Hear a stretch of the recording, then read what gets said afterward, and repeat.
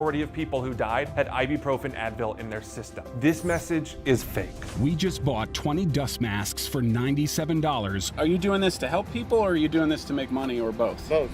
Take this email sent to the Verify team. Is it safe to have your house cleaned by outside workers? The best practice is to limit guests to emergencies only.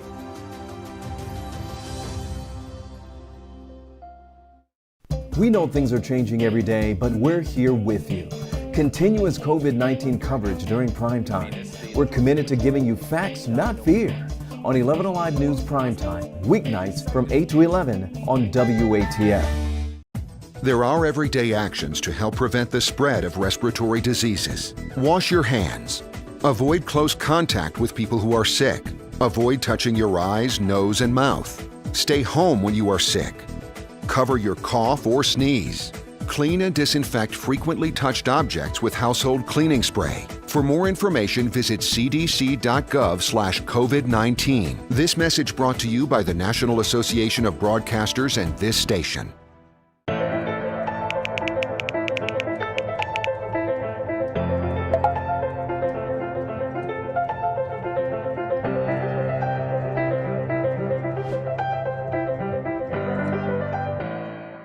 Today at noon on 11 Alive.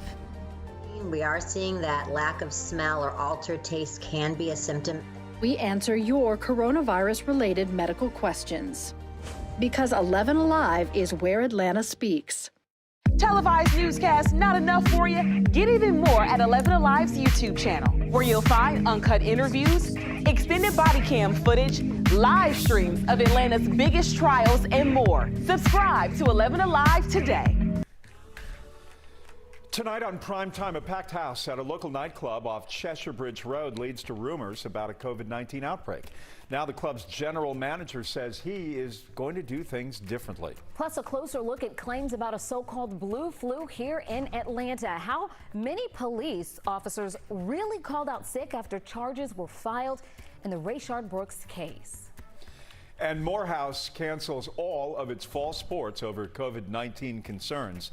The school is answering questions about what will happen to students with athletic scholarships.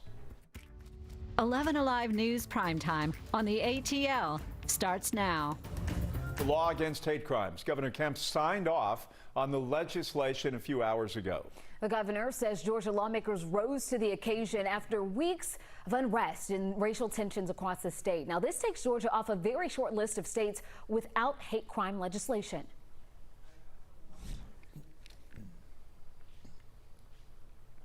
The announcement, though, is being met with protests as lawmakers consider another bill that would provide more protections for law enforcement. And more on that soon. We must do our part to ensure that our state is a place where all people, no matter their skin color, can live, work, and prosper. More on that soon, but earlier today, the governor's focus was on coronavirus, COVID-19. The state today sets a new record for daily cases. This morning, the governor visited a testing site in Lilburn. It is where almost half of Gwinnett County's positive test results are coming from. But the governor today said he's not considering any new restrictions for the state. Meanwhile, the White House Coronavirus Task Force held a rare public update on COVID-19 in the United States. Dr. Deborah Birx encouraged more testing among younger Americans.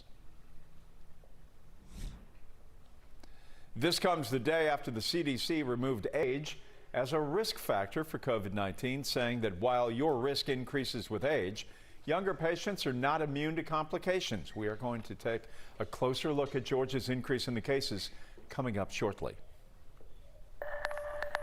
The death of Ahmaud Arbery was a big factor in the passage of Georgia's new hate crime law.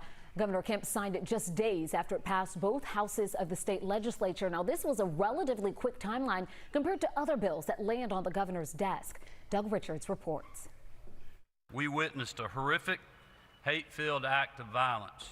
Governor Brian Kemp cited video of the February killing in Brunswick of Ahmaud Arbery, an African-American man chased down by 3 white men and shot to death. It spurred Republicans and Democrats to pass a hate crimes law this week, after the bill had stalled for more than a year. Kemp signed the bill into law on this final day of the legislative session. I am filled with joy and fulfillment. This is a defining moment in the history of our great state.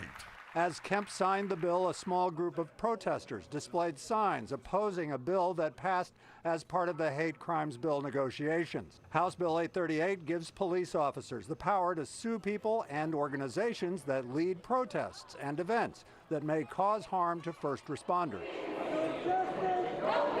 As protesters and a few lawmakers started to chant after the governor's exit, state troopers intervened to stop it.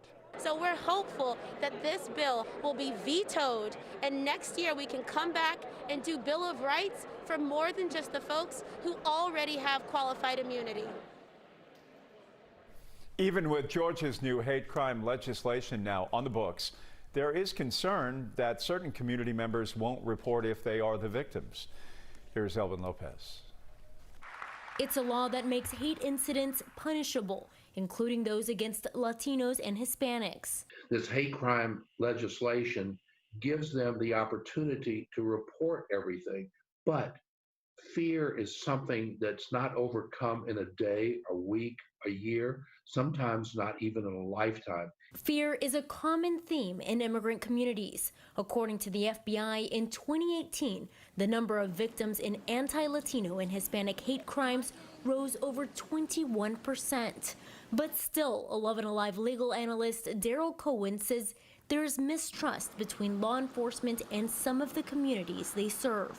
They still have the fear that police, ICE, whatever law enforcement agency it may be, are there to hurt rather than to help. Fear of deportation and language barriers prevent some immigrants from reporting crimes. Norcross Police realized that this was an issue in their community and did their part in 2018, launching a Hispanic Citizen Police Academy, where more bilingual officers were hired.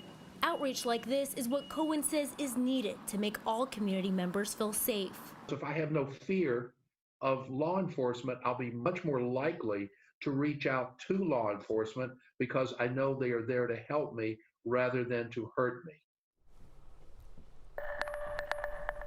We're keeping an eye on radar tonight. As we know, we had a few showers earlier today. Never really had any thunderstorms around or any heavy rain. It was just a few light showers. Everything is pretty much fallen apart right now, but we still have some lingering clouds around. Here's a look at radar. We'll put this into motion for the past 2 hours. You can see some of those showers up in North Georgia. We had some here over parts of Floyd County, into Bartow County, Cherokee County, and as they were moving to the east, they just fell apart. We also had a few earlier in the metro Atlanta area. Nothing going on there right now.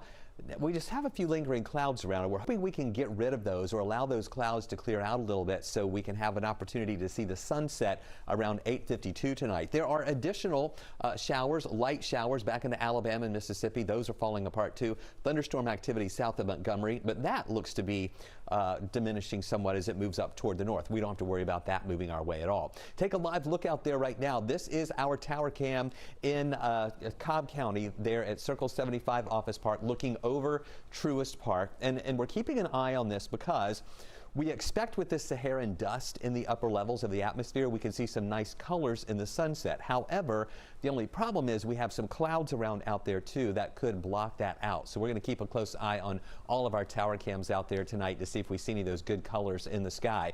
Quiet weather tonight, a mixture of clouds and the moon and the stars out there. Overnight, we'll see a few more clouds around.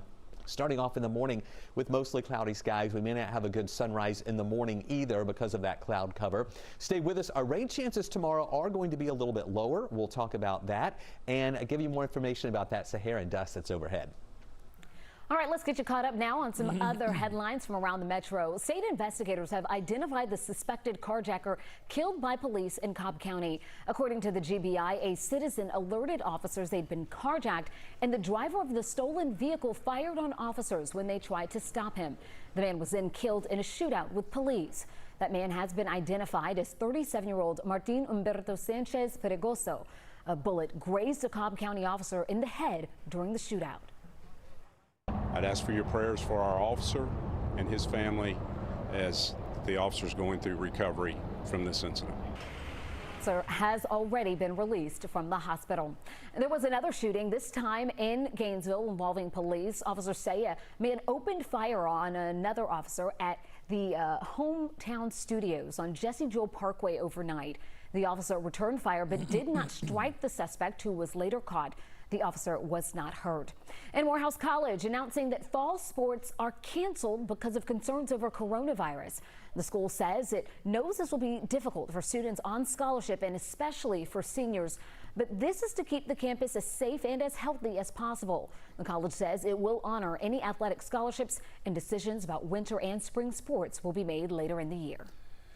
Now to Georgia's record-breaking coronavirus numbers. Today, the Department of Public Health reported 1,900 new COVID-19 cases. On Saturday, we saw those numbers first jump up with 1,800 cases. They have remained ever since very high. Investigator Rebecca Lindstrom looks at the impact this is having on our hospitals. On Monday, we started to see a consistent rise in the number of people who were being treated at the hospital for COVID-19. You've probably seen this number for hospitalization. The Department of Public Health says as of today, 10,605 people have been diagnosed with COVID-19 while in the hospital. It's a cumulative number, and it fluctuates a lot from day to day. There were 148 new diagnoses reported today. So that's why I pay more attention to this number provided by Georgia Emergency Management. It tells us how many people are currently receiving care. The higher this goes, the more strain on our medical system. But I wondered how this number was moving in relation to the significant increase we've seen in positive COVID-19 cases. What I found here is a bit of good news. If you look at 2 weeks ago, when the number of active patients was going down, it suggests 16% of new COVID cases were seeking medical care. Now compare that to the past 7 days of this week, and even though the numbers are rising, as a percentage of new COVID cases, only 10% may be needing hospital treatment. We don't know when those hospital patients arrive, so some have likely been there for weeks. These percentages are just a ballpark. But it does match other data I have found that shows more younger, less ill people are getting tested, accounting for some of that spike we're now seeing in COVID-19 cases. 11 Alive app and 11alive.com, real-time updates on the coronavirus pandemic. We update the numbers several times a day to make sure you have the most up-to-date information. And don't forget, we are streaming right now on our 11 Alive YouTube channel. You can subscribe and join the conversation in the community section. There's more 11 Alive news in prime time after this break. Live. We are seeing that lack of smell or altered taste can be a symptom. We answer your coronavirus-related medical questions. Because 11 Alive is where Atlanta speaks. Televised newscasts not enough for you? Get even more at 11 Alive's YouTube channel, where you'll find uncut interviews, extended body cam footage, live streams of Atlanta's biggest trials, and more. Subscribe to 11 Alive today.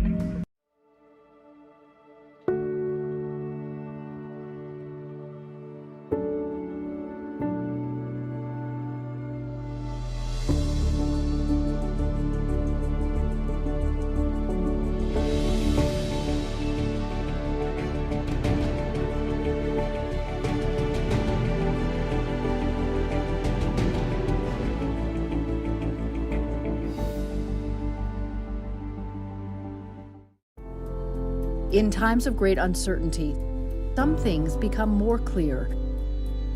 The things we take for granted, the people we depend on daily. Here at 11 Alive, we'd like to say thank you.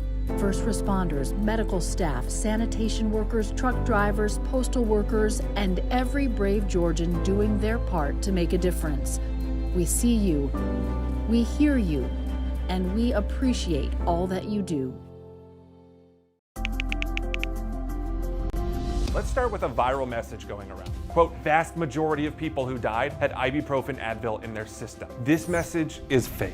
We just bought 20 dust masks for $97. Are you doing this to help people, or are you doing this to make money, or both? Both. Tonight, we have a clearer picture of how many Atlanta police officers called out sick after now former officers were charged and arrested for the murder of Rayshard Brooks. Joe Hinkie has the latest on the so-called blue flu after going through pages of APD roll call sheets today. These 52 pages here show which Atlanta police officers showed up to work and who called out from last Wednesday through this past Saturday. I went through every single page today, and here's what I found out. Last Wednesday, Fulton County District Attorney Paul Howard charged now former APD officer Garrett Rolfe with murder and Officer Devin Brosnan with aggravated assault for the killing of Rayshard Brooks outside of Southeast Atlanta Wendy's. APD officers then began calling out sick, and we talked with Police Union Representative Vince Champion. They think, that this could be me, and I could be doing my job, and next thing I know, I'm fired because the mayor doesn't like what she saw. And then I'm facing murder charges because the DA didn't like what he saw. On Thursday, APD sent our newsroom pages of roll call sheets we requested. We now know from Wednesday afternoon through Saturday night, Atlanta police officers called out sick 173 times. Officers also did not report to work 105 times by using holiday time and 12 times by using vacation time. Friday marked the high point when 94 officers called out sick.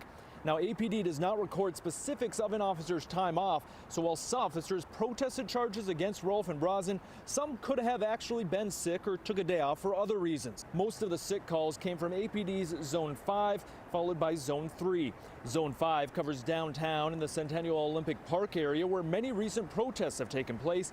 60 of the 173 sick calls, including 45 on Friday alone, came from Zone 5. And Zone 3 includes the Wendy's Rayshard Brooks was shot outside of. After Rolfe and Brosnan were charged, barricades were set up outside Zone 3's precinct, with neighbors telling 11 Alive officers walked out carrying bags and boxes. From Wednesday through Saturday, Zone 3 officers called out sick a total of 48 times. There were some of the most memorable images as protesters turned destructive in Atlanta several Fridays ago. Protesters standing atop a defaced CNN sign and burning Atlanta police cars. Now investigators believe they have caught one of those protesters who say that he was also seen carrying a police riot shield. Dramarius Jeffries appeared in a Fulton County courtroom this morning charged with arson, reckless conduct, and inciting a riot. His lawyer argued that Jeffries is a social media influencer and has a 6-month-old child, so he is not a flight risk. A Fulton County judge granted him bond with a 7 p.m. curfew. Well, things are pretty quiet out there tonight as far as rain is concerned. We had a few light showers that moved through a little bit earlier, and now everything's pretty much dried out here in Metro Atlanta and even in Northwest Georgia. That's where we had a few light showers, a little better coverage of those showers earlier today. Some of them were over near Rome, Gordon County, into Bartow County, Cherokee County. They started falling apart as they moved really right along 575. Didn't really see much in Atlanta this evening, but earlier this afternoon we had a few light showers that moved through parts of the North Metro area, and then also over to the east we saw a few of those as well. But right now, no rain moving through, and even the rain back into Alabama and Mississippi is very light. It is also falling apart, so I'm not concerned about really any additional showers out there tonight. But there's something that we need to be watching as well as the sun is getting ready to set, and that is the amount of cloud cover that we still have outside. Here's a live look. This is our tower cam in Rome, and we're looking over toward the west, toward where the sun is going to be setting. And we do have clouds out there, and we also have some of the Saharan dust as well. And if the clouds break up enough to allow that sun, for us to see that sun setting as it shines through that Saharan dust, we might see some nice colors. Now here's a look. This is in Athens, and I want you to see this. Here's the sun right there as it's moving into this layer of clouds. But up above here, that's where we have a lot of that Saharan dust, that kind of milky look in the sky. So we might see that illuminate and give us some nice colors a little bit later on. Sunset tonight is at 8:52. So if you're outside looking for that, of course, look toward the west. And then around sunset and even after is when we might see some of those colors. But it all is going to depend on how much cloud cover you have and whether or not that's going to block out that sunset. Take a look at what we're watching with that Saharan dust. And, we've been talking about this all week with that dust coming in from the Sahara Desert in Africa, traveling all the way across the Atlantic Ocean. It gets caught up into this flow right here, and then it brings that Saharan dust up into the southeast. And that's what we were seeing out there today with the hazy skies around. Tomorrow we're also going to see that in the sky with that sunshine shining through that layer of dust at 5,000 to 20,000 feet. It'll be just kind of a filtered look at that sunshine. It'll be a milky look in the sky as well. Once we get into Sunday, we'll still have some of that around, but it's going to start to dissipate a little bit for Sunday and into next week. We don't expect to see much in the form of that Saharan dust in our area. So here's what we're watching today. When you were, looking at the sky, you probably noticed that it was almost looking kind of dirty out there. It had that hazy sky, the filtered sun. And what we're going to be watching tonight is whether or not we see some nice colors as the sun shines through that layer of dust, and it'll refract that sunlight and bend it and give us some different colors there. In the morning, I don't know if the sunrise is going to be that colorful because we'll have some clouds around. And we've had minimal air quality issues too. I've been monitoring the air quality numbers for today, and we've been in the moderate range, not up to the smog alert range. Usually this particulate matter in those upper levels don't cause any major problems down here at the surface, but we'll be watching that for tomorrow as well. So 76 right now. Those areas that had the rain up in North Georgia cooled off a little bit faster than we are right now, and tomorrow we're going to be warm again, up to 87 degrees. Take a look at the forecast track for the rest of the nighttime hours. Now tomorrow we're going to see a low risk, a level 1 of 5 risk for a few isolated stronger storms, but that's the key word, isolated. We only have a 20% chance for a shower, but the ones that develop could be strong. Highs near 87. We're up to 88 Sunday, 30% chance for showers with hazy skies, still with some of that dust around. Back to a 30% chance for showers not only Monday, but also Tuesday, Wednesday, Thursday, and Friday. Afternoon pop-up showers possible with high temperatures in the mid and upper 80s. The White House Coronavirus Task Force returned to the public eye. What does today's briefing say about where we are in the pandemic? Some insight from NBC's czar of Meet the Press, Chuck Todd. YouTube channel, where you'll find uncut interviews, extended body cam footage, live streams of Atlanta's biggest trials, and more. Subscribe to 11 Alive today.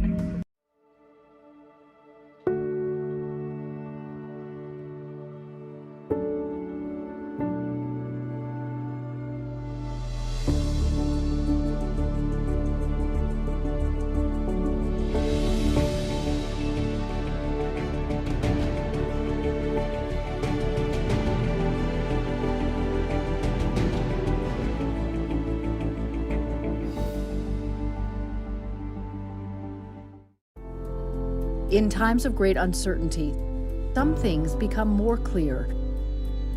The things we take for granted, the people we depend on daily. Here at 11 Alive, we'd like to say thank you. First responders, medical staff, sanitation workers, truck drivers, postal workers, and every brave Georgian doing their part to make a difference. We see you, we hear you, and we appreciate all that you do. Let's start with a viral message going around. Quote, vast majority of people who died had ibuprofen Advil in their system. This message is fake. We just bought 20 dust masks for $97. Are you doing this to help people or are you doing this to make money or both? Both. Take this email sent to the Verify team. Is it safe to have your house cleaned by outside workers? The best practice is to limit guests to emergencies only.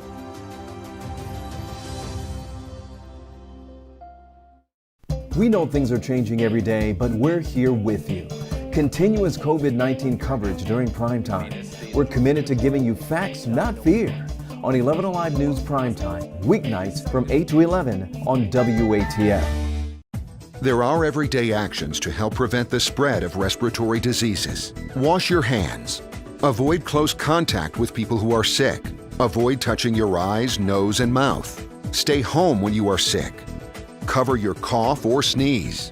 Clean and disinfect frequently touched objects with household cleaning spray. For more information, visit cdc.gov/COVID-19. This message brought to you by the National Association of Broadcasters and this station.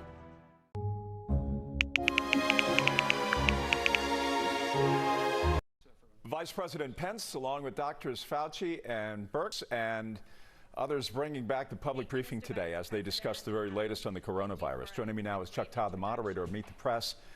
Chuck, I don't know where we're going on this, and we are in the land of the CDC here. I'm about a mile and a half away from where the CDC headquarters are. I really, as someone in the news business who's not a doctor, who follows all of these things, to try and guess where we are going in the next 6 months is almost impossible, whether it's economics, whether it's politics, or whether it's science.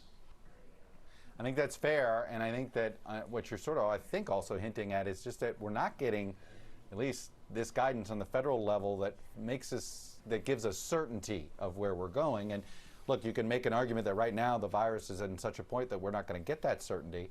But it was, to me, their own way of admitting, okay, we're trying to figure out how did we end up right back where we started, right? We did all these shutdowns, and now it all of a sudden looks like we're right back where we started. Fauci did hint that we may have some states may have opened up too soon. But the real question is we just don't have singular guidance on the simple thing of when to wear a mask. I mean, the vice president refused to say the word multiple times during the briefing, and it just seems like a head scratcher. Well, as you read stories today, there is a certain amount of sunshine and optimism about the economy, but truth be told, it's hard to have sunshine and optimism about the economy when we don't know how many furloughs are coming or how many companies are going to be, losing money. We don't know what the long-term prognosis of the economy is because the near term simply doesn't give us any answers.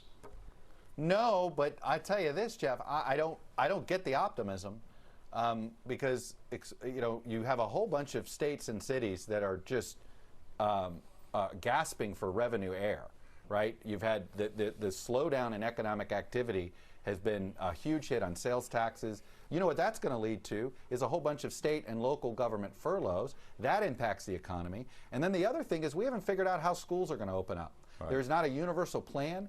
And I tell you, if universities in particular end up mostly virtual, well, the economic fallout from that in university towns in particular is going to be consequential. You could just see how this is a cascading event here. It's hard to see when we go up. Yes, there's uncertainty, but the uncertainty to me all looks negative. The NFL has canceled the game in Canton, the Hall of Fame Classic. You talk about all these kids from Clemson that have tested positive or LSU. I still can't see how the Major League Baseball season, college football, and the NFL is going to come out unscathed from this. I'm a pessimist on this subject. Look, I am too. From number one, I think the players in many of these places are just not going to be comfortable. You've seen anonymous quotes from NBA general managers going, "We're putting our bubble in Florida now." That looked like a great idea 2 months ago. That looks like a terrible idea today. Right. Especially in Central Florida.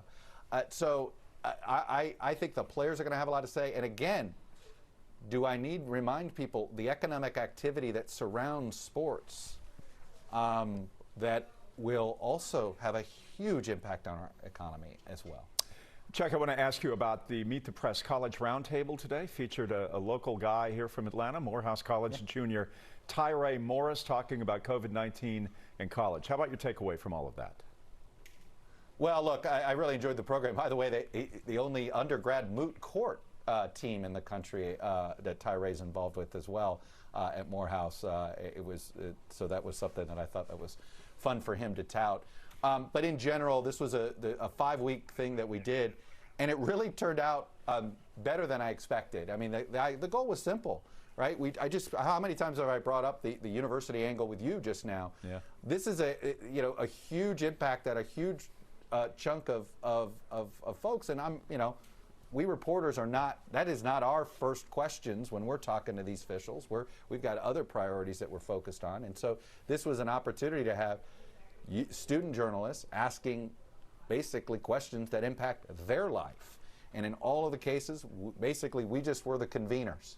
We helped get the guests, we helped them with research, they did the questions, they did this, and it's something that I'm pretty proud of. I think it worked out well, and I think we're going to do this in the fall. Meet the Press airs Sunday at 10 a.m. Look forward to it, Chuck. Thanks a lot. Have a great weekend.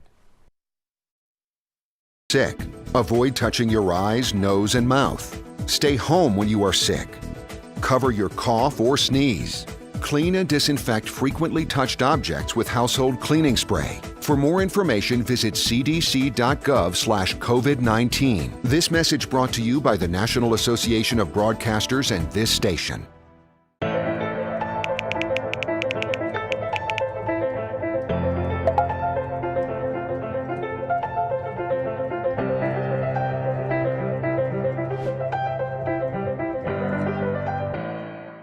Today at noon on 11 Alive. We are seeing that lack of smell or altered taste can be a symptom. We answer your coronavirus-related medical questions. Because 11 Alive is where Atlanta speaks. Televised newscasts not enough for you? Get even more at 11 Alive's YouTube channel, where you'll find uncut interviews, extended body cam footage, live streams of Atlanta's biggest trials, and more. Subscribe to 11 Alive today.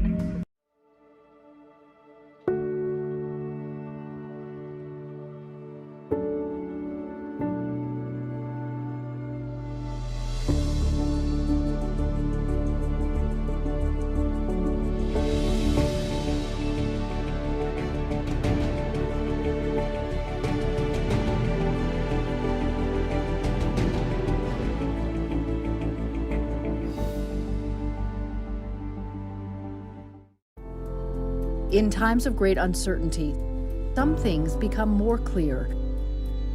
The things we take for granted, the people we depend on daily. Here at 11 Alive, we'd like to say thank you. First responders, medical staff, sanitation workers, truck drivers, postal workers, and every brave Georgian doing their part to make a difference. We see you, we hear you, and we appreciate all that you do. Let's start with a viral message going around. Quote, vast majority of people who died had ibuprofen Advil in their system. This message is fake. We just bought 20 dust masks for $97. Are you doing this to help people or are you doing this to make money or both? Both. Take this email sent to the Verify team. Is it safe to have your house cleaned by outside workers? The best practice is to limit guests to emergencies only.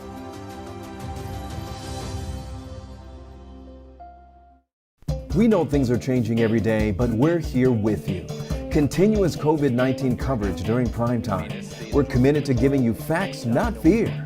On 11 Alive News Primetime, weeknights from 8 to 11 on WATF. There are everyday actions to help prevent the spread of respiratory diseases. Wash your hands. Avoid close contact with people who are sick. Today, the Atlanta NAACP shining the spotlight on deadly officer-involved shootings involving young African-American men. Families of Jamarian Robinson and Jimmy Atchison spoke today, calling for answers and resolutions. In 2016, a medical examiner's report said U.S. Marshals shot him 59 times in the back while serving an arrest warrant. The DOJ quickly cleared the officers, but that case is still being reviewed by the Fulton County District Attorney. Jimmy Atchison was shot in the back in 2019 while Atlanta police and the FBI were serving a search warrant at an apartment. He was hiding in the closet and was shot when he came out. I am angry. I am mad because we are being overlooked here in Georgia. And no one is acknowledging us. But we are here to demand we will make them see us. This has got to change. We have got to make changes in Atlanta. We are fighting for our kids. We need people in office that's going to fight and protect our kids, our sons, our daughters, our brothers, our fathers. This has got to change. The officer who shot Atchison, Sung Kim, resigned, but no officers have been charged. Atchison's family says District Attorney Paul Howard told them that he cannot make the officers give statements since they were part of a task force. The NAACP announced they will be holding a march tomorrow afternoon in Southwest Atlanta. Now to an 11 Alive exclusive. An Atlanta woman is sharing her painful tie to the George Floyd case. It's one she says should have prevented police from kneeling on Floyd, killing him. Here's Reveal investigator Faith Mbube. David Smith's dreams were as big as his smile. And at 28 years old, Angela Smith says the fun-loving, poetry-writing little brother did not let his bipolar disorder define him. He was amazing, and he meant so much to us. But on September 17, 2010, his promise ended inside a YMCA in Minneapolis. Staff there called police because they thought he was acting odd. David didn't commit any crime, but video from the incident shows officers handcuffed him and knelt on his back for nearly 4 minutes. David died from mechanical asphyxia caused by prone restraint. The city paid $3 million for his death and promised Angela Smith's family to properly train its officers on restraining suspects. We want to make sure no one else died the same way that he died. But in May, while the world watched in horror as George Floyd died with an officer kneeling on his neck for nearly 9 minutes, Angela was also watching, thinking, not again. And so when we saw George Floyd die, and we saw him cry out for his mom in his last moments of his life, my heart broke. It's like my brother died all over again. Prone restraint death happened when police officers pinned suspects face down and put weight on their backs. The Department of Justice has warned against it since the mid-1990s, telling police officers, as soon as suspects are handcuffed, get them off their stomachs. This 2003 training video from the NYPD shows, for decades, law enforcement circles have known about the risk of kneeling on a suspect's back. Occasionally, there are fatalities. But 10 years since Angela's brother's death, why did George Floyd die in a similar way? In a statement to our sister station, KARE 11, the Minneapolis police chief says, I can confirm that MPD fulfilled the training requirement, that it was given to all officers. He goes on to say in the George Floyd case, the officers knew what was happening. One intentionally caused it and the others failed to prevent it. This was murder. It wasn't a lack of training. It's one thing to have paperwork that says you did training, and it's another thing to ensure that the training is adequate.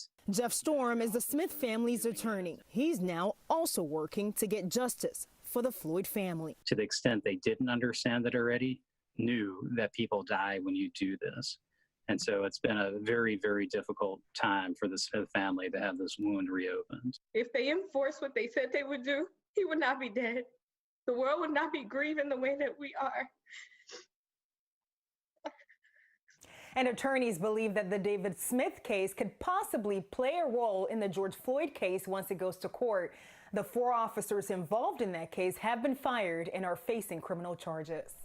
Attorneys believe David Smith's case could play an important role in the George Floyd case once it goes to court. And again, all 4 officers involved in the Floyd case were fired and are now facing charges.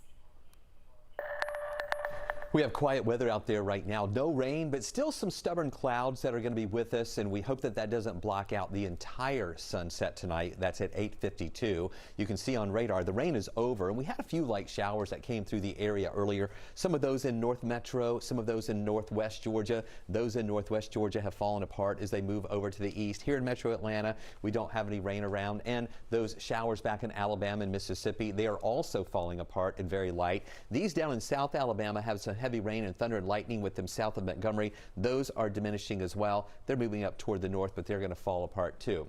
Let me take you live out there right now. We're really watching closely our tower cams at the sunset tonight. That's at 8:52. And the reason why, you know, we've been telling you all this week about that Saharan dust that's coming in, and it's in the upper levels at 5,000 to 20,000 feet. And as the sun sets, and it filters through that dust in the atmosphere as it's going down, it could give us some nice colors. The only problem is we also have some clouds out there too, and that might block out some of those colors that we're going to see. So tonight around sunset and just after sunset is when we'll most likely be seeing some of those colors if they're going to be visible. This is the live look in Rome. We're keeping an eye on all of our tower cams when we see some breaks in those clouds out there. Take a look at the almanac for today. We got up to 86 degrees for a high temperature, just a couple of degrees below the average of 88. And our precip for today, 4/100ths of an inch of rain, but our surplus still right there at 14 inches. Stay with us. We'll let you know if we're going to see any more rain coming in for the weekend and if we'll have any impacts from that Saharan dust. Chris, thank you. A popular nightclub on Cheshire Bridge Road is now drawing criticism as we see a new record for COVID-19 cases in our state. People said they contracted the virus after a large gathering there last weekend. And now Caitlin Ross reports the venue's general manager is making some changes. This video posted to Facebook and Twitter drew criticism and concern after a packed house at Heretic nightclub last weekend.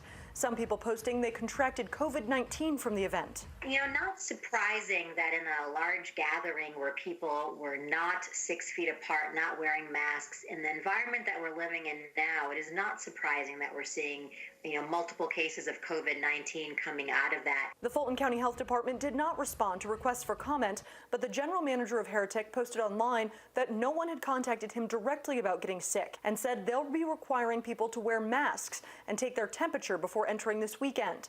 11 Alive medical expert Dr. Sujatha Reddy says that may not be enough. We now know that a lot of people shed the virus before they develop symptoms. So, even if someone is having their temperature taken, asking how they're feeling, they may not have a temperature, they may feel fine, but they absolutely could have COVID-19. She says it's difficult to stay safe in close quarters with people you don't know, no matter how many precautions you take. We're taking temperatures at our office for people coming in and our employees, but we're also having everybody wear a mask. We're trying to maintain that 6 feet distance as much as possible. So if you're using a temperature check as part of your screening, I think it's better, but by itself, it's clearly not enough. Governor Brian Kemp said today he is not considering a mandatory masking law in the state, though he's still strongly encouraging everyone to wear masks in public.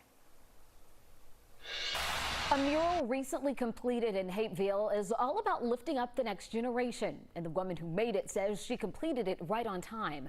Yemi Cabron signed her name on her largest project yet this week, and on that same day, the Supreme Court ruled against Trump's administration moving to end the DACA program. Now, that program gives protection to undocumented immigrants who were brought to the United States as children.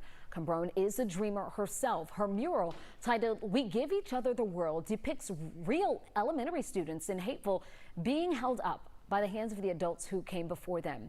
Cabron says it reflects her work both as an artist and an activist, and she hopes the conversation around undocumented people in the United States keeps moving forward. This moment makes me think about all the work that undocumented people put in the first place to get us DACA.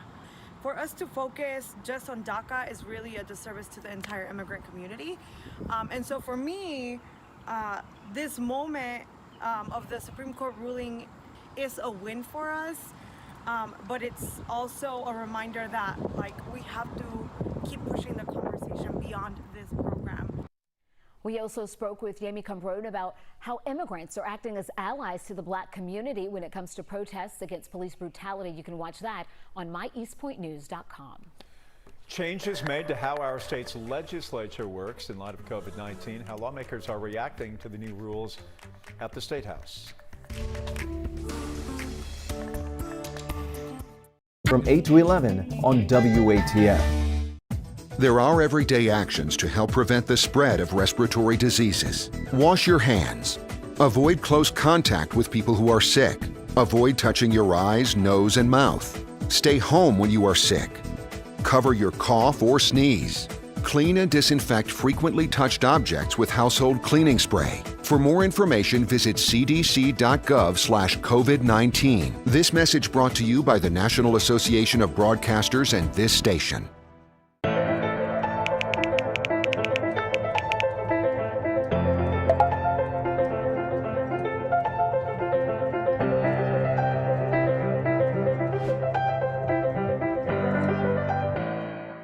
Today at noon on 11 Alive. We are seeing that lack of smell or altered taste can be a symptom. We answer your coronavirus-related medical questions. Because 11 Alive is where Atlanta speaks. Televised newscasts not enough for you? Get even more at 11 Alive's YouTube channel, where you'll find uncut interviews, extended body cam footage, live streams of Atlanta's biggest trials, and more. Subscribe to 11 Alive today.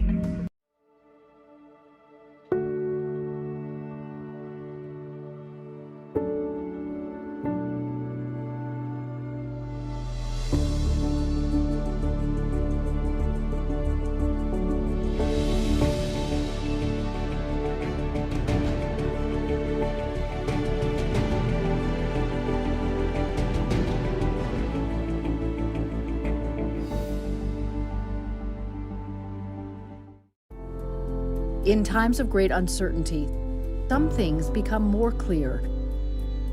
The things we take for granted, the people we depend on daily.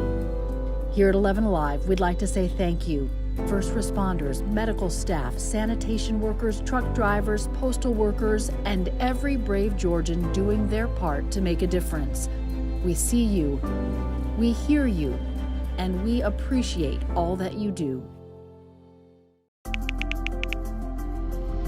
Let's start with a viral message going around. Quote, vast majority of people who died had ibuprofen Advil in their system. This message is fake. We just bought 20 dust masks for $97. Are you doing this to help people or are you doing this to make money or both? Both.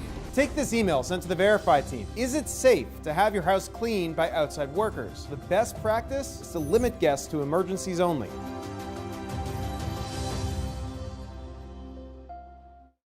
We know things are changing every day, but we're here with you. Continuous COVID-19 coverage during prime time. We're committed to giving you facts, not fear. On 11 Alive News Prime Time, weeknights from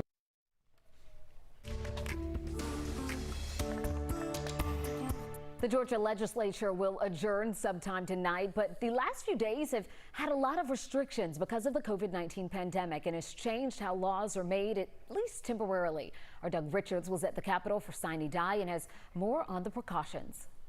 Yeah, normally on the last day of the legislative session, which today is, the hallway behind me would be packed with spectators and lobbyists. Normally in the Capitol, you would not see a black curtain like this one and others like it that are basically used to separate the public from the members of the legislature who work inside of here. On the floor of the House and the Senate chambers, many members had to vacate their seats and sit in other rooms or in the upstairs galleries to listen to debates and to vote. It means that voting has become arduous, particularly in the House, where votes that used to take a few seconds with electronics now take 8, 9, or 10 minutes for a roll call of 179 names. James Beverly says it is excruciating. It's awful. It's absolutely awful. I just had another COVID test where they swab your nose. This is as bad as that. Yeah, the roll call vote is awful, man. Speaking of COVID tests, we have video of Governor Kemp a few days ago clearing a security screen at the Capitol entrance. As he walks through, there's a giant light flashing on the machine, a green light, and it keeps flashing green after the machine measured the governor's body temperature. A few minutes earlier, the same machine flashed red when a member of the House walked through. The Capitol police officer stopped him, deployed a handheld digital thermometer, saw a normal temperature, and the House member was allowed to pass through. One of the flaws of the large scanner is that if the person passing through is carrying a cup of hot coffee, it will set off the machine. So the good news in all of this is that while there were several COVID cases in March here at the Capitol, we have only heard over the last two weeks of a case of one staffer in the House of Representatives who has been positively diagnosed with COVID-19. A clean break is hoped for by everybody sometime tonight when the legislative session ends. Back to you. Atlanta's hospitality industry taking a big hit due to COVID-19. The Conventions and Visitors Bureau says it's lost 250 conventions and meetings, 22 citywide events so far this year, and they say that is an impact of about $10 billion. Staggering. The only events still remaining on the calendar for this year are mostly sporting events, which remain obviously a big question right now. The big question is, if those games go forward, are we going to have fans in the stands? Because the economic value for the city for games like that is when the fans come, they stay in the hotels, they go out waiting for the game and after the game. Some of the sporting events still on the calendar include the Chick-fil-A kickoff games, the SEC Championship, and the Chick-fil-A Peach Bowl. Keep your fingers crossed. Let's hope for some better times ahead so we can hold those events here. We have quiet weather out there tonight. No rain around. We had a few showers that came through earlier. We still have some lingering clouds around as well. And of course, that Saharan dust. We're going to take you through a tour of our tower cams in just a second to see how things are looking out there. But you can see on radar, nothing going on here. We had a few light showers up in northwest Georgia earlier. As those moved over to the east, they fell apart, so no rain there. We are dry here in metro Atlanta. We had a few showers a little bit earlier. And the rain back in Alabama and Mississippi, It has also been light. We haven't really seen much in the form of thunderstorms in North Alabama or North Mississippi. It's been light rain, and that's falling apart. We have had some thunderstorms in South Alabama. As those push to the north, though, they are also falling apart. Take a live look out there right now at our tower cams. I'm going to take you through a little tour of some of those. Now, the problem is, you know, we have this Saharan dust in the sky. It's at 5,000 to 20,000 feet. And a lot of times when we get that dust, when the sun is setting, which is supposed to go down in just a few minutes at 8:52, sometimes we get some nice colors in the sky as that sun goes down. The problem is we have a few clouds around, like what you're seeing there close to the horizon there in Athens. Here is our tower cam at Circle 75 Office Park in Cobb County. Also looking to the west, we have some clouds out there too. Now again, we may see these colors appearing around sunset and after. It's not necessarily right at 8:52. We may have these colors appearing if they appear through those clouds there at after sunset at 8:52. And Blue Ridge, pretty good coverage of clouds. Here's Rome. You can see what's happening there with some breaks in those clouds. And again, we'll wait and see in a little while if we see some colors there. This is the look in Gwinnett County.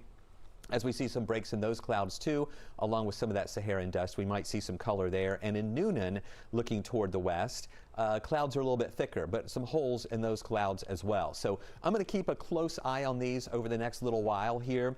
Once the sun goes down and even after, and even at 9 o'clock, stay with us because we might be able to show you some of that color if it shows up out there with the Saharan dust. So here's a look at what we're watching with our weather headlines.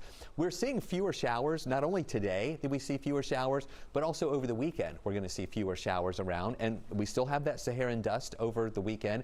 So the sky's going to look kind of hazy, kind of that milky look to the sky, and the sunshine's going to be kind of filtering through that at times and mixing in with some clouds. We're also warming up a little bit more too, with temperatures that are going to be in the mid and even upper 80s. Now look at these temperatures. Cooler to the north, warmer down to the south. You know, we had some rain earlier up in North Georgia, and that helped those temperatures drop into the 70s earlier than it did here in Metro Atlanta and for areas down to the south. Athens is still at 80. We're 79 in Eatonton and Thomaston, whereas we're 76 here, and then lower 70s up in North Georgia, even 68 up in the Blairsville area. We're going to see an 8 on the wasometer tomorrow. That's our scale from 1 to 11, where an 11 is a perfect day. Starting off around 68 in the morning. I do think we'll see a pretty good coverage of clouds in the morning. So as we're hoping for a nice colorful sunrise in the morning, the clouds might block that out too. We get up to 87 in the afternoon and only a 20% chance for a shower. Any showers that develop, though, could turn strong. The Storm Prediction Center has us in this marginal risk, a level 1 of 5 risk. However, we're not going to see a lot of rain developing. It's just the ones that develop could turn strong. You'll see here in the morning, mostly cloudy skies, and then at lunchtime, we're dry with a few holes in those clouds, and then in the afternoon, not a huge coverage of rain, but this is just what we'll be watching. A few of those showers could turn strong in the late afternoon hours, and then on Sunday, the rain chance is going to be up to 30%. Still hazy conditions with some of that Saharan dust lingering around there, 88 for a high. And then Monday, Tuesday, Wednesday, Thursday, and Friday, pretty much the same thing each and every day. Partly cloudy skies, a few afternoon showers possible each day with highs in the mid to upper 80s. Stay with us. We have more to come on 11 Alive News Prime Time on the ATL. First responders, medical staff, sanitation workers, truck drivers, postal workers, and every brave Georgian doing their part to make a difference. We see you, we hear you, and we appreciate all that you do. Let's start with a viral message going around. Quote, vast majority of people who died had ibuprofen Advil in their system. This message is fake. We just bought 20 dust masks for $97. Are you doing this to help people, or are you doing this to make money, or both? Both. Take this email sent to the Verify team. Is it safe to have your house cleaned by outside workers? The best practice is to limit guests to emergencies only.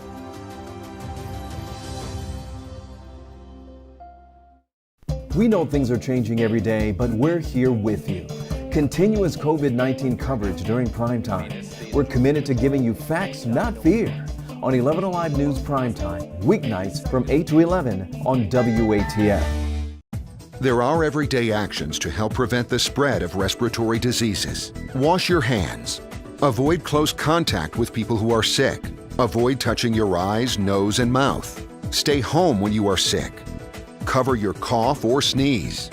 Clean and disinfect frequently touched objects with household cleaning spray. For more information, visit cdc.gov/COVID-19. This message brought to you by the National Association of Broadcasters and this station.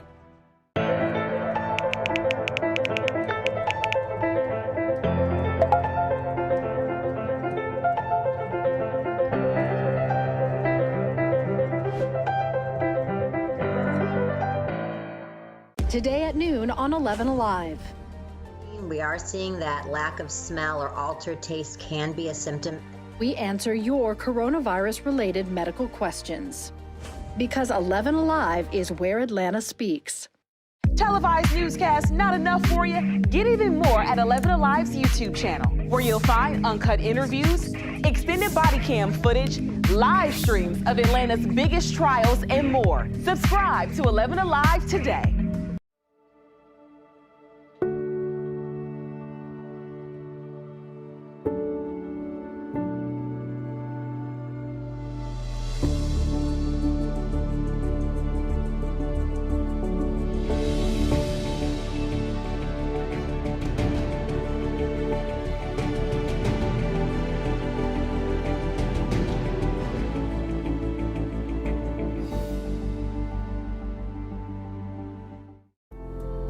In times of great uncertainty, some things become more clear.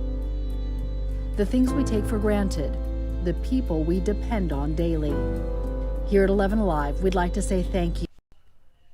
A reminder of the Confederacy that sits in the heart of downtown Athens is being moved. Right across from the arch sits this obelisk bearing the names of Clark County men who died fighting for the Confederacy. The monument was recently vandalized as cries to remove it grew louder. And now the city has responded. The city council decided last night to move the monument to a site off Macon Highway near the only Civil War battleground in the county. The council included the move as part of a project to convert a section of downtown into a pedestrian area. They say the monument will still be visible to those who drive by its new location.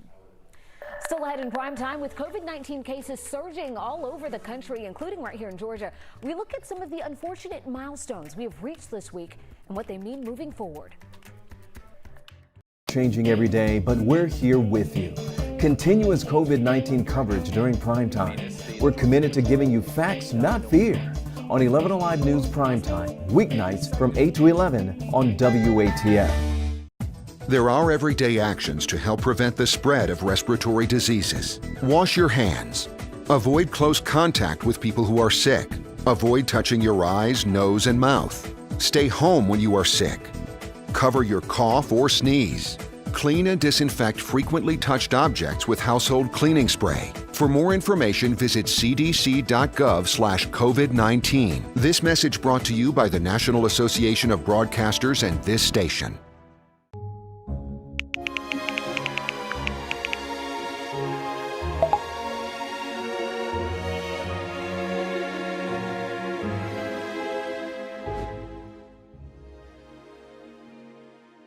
Today at noon on 11 Alive.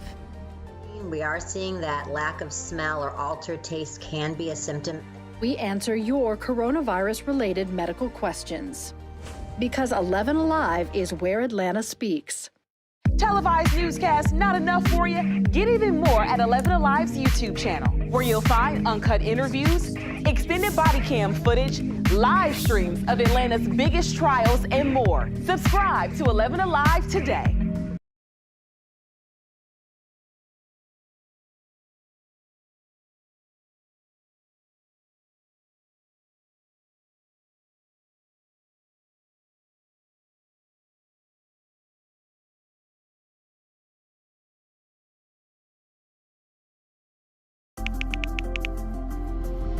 Let's start with a viral message going around. Quote, vast majority of people who died had ibuprofen Advil in their system. This message is fake.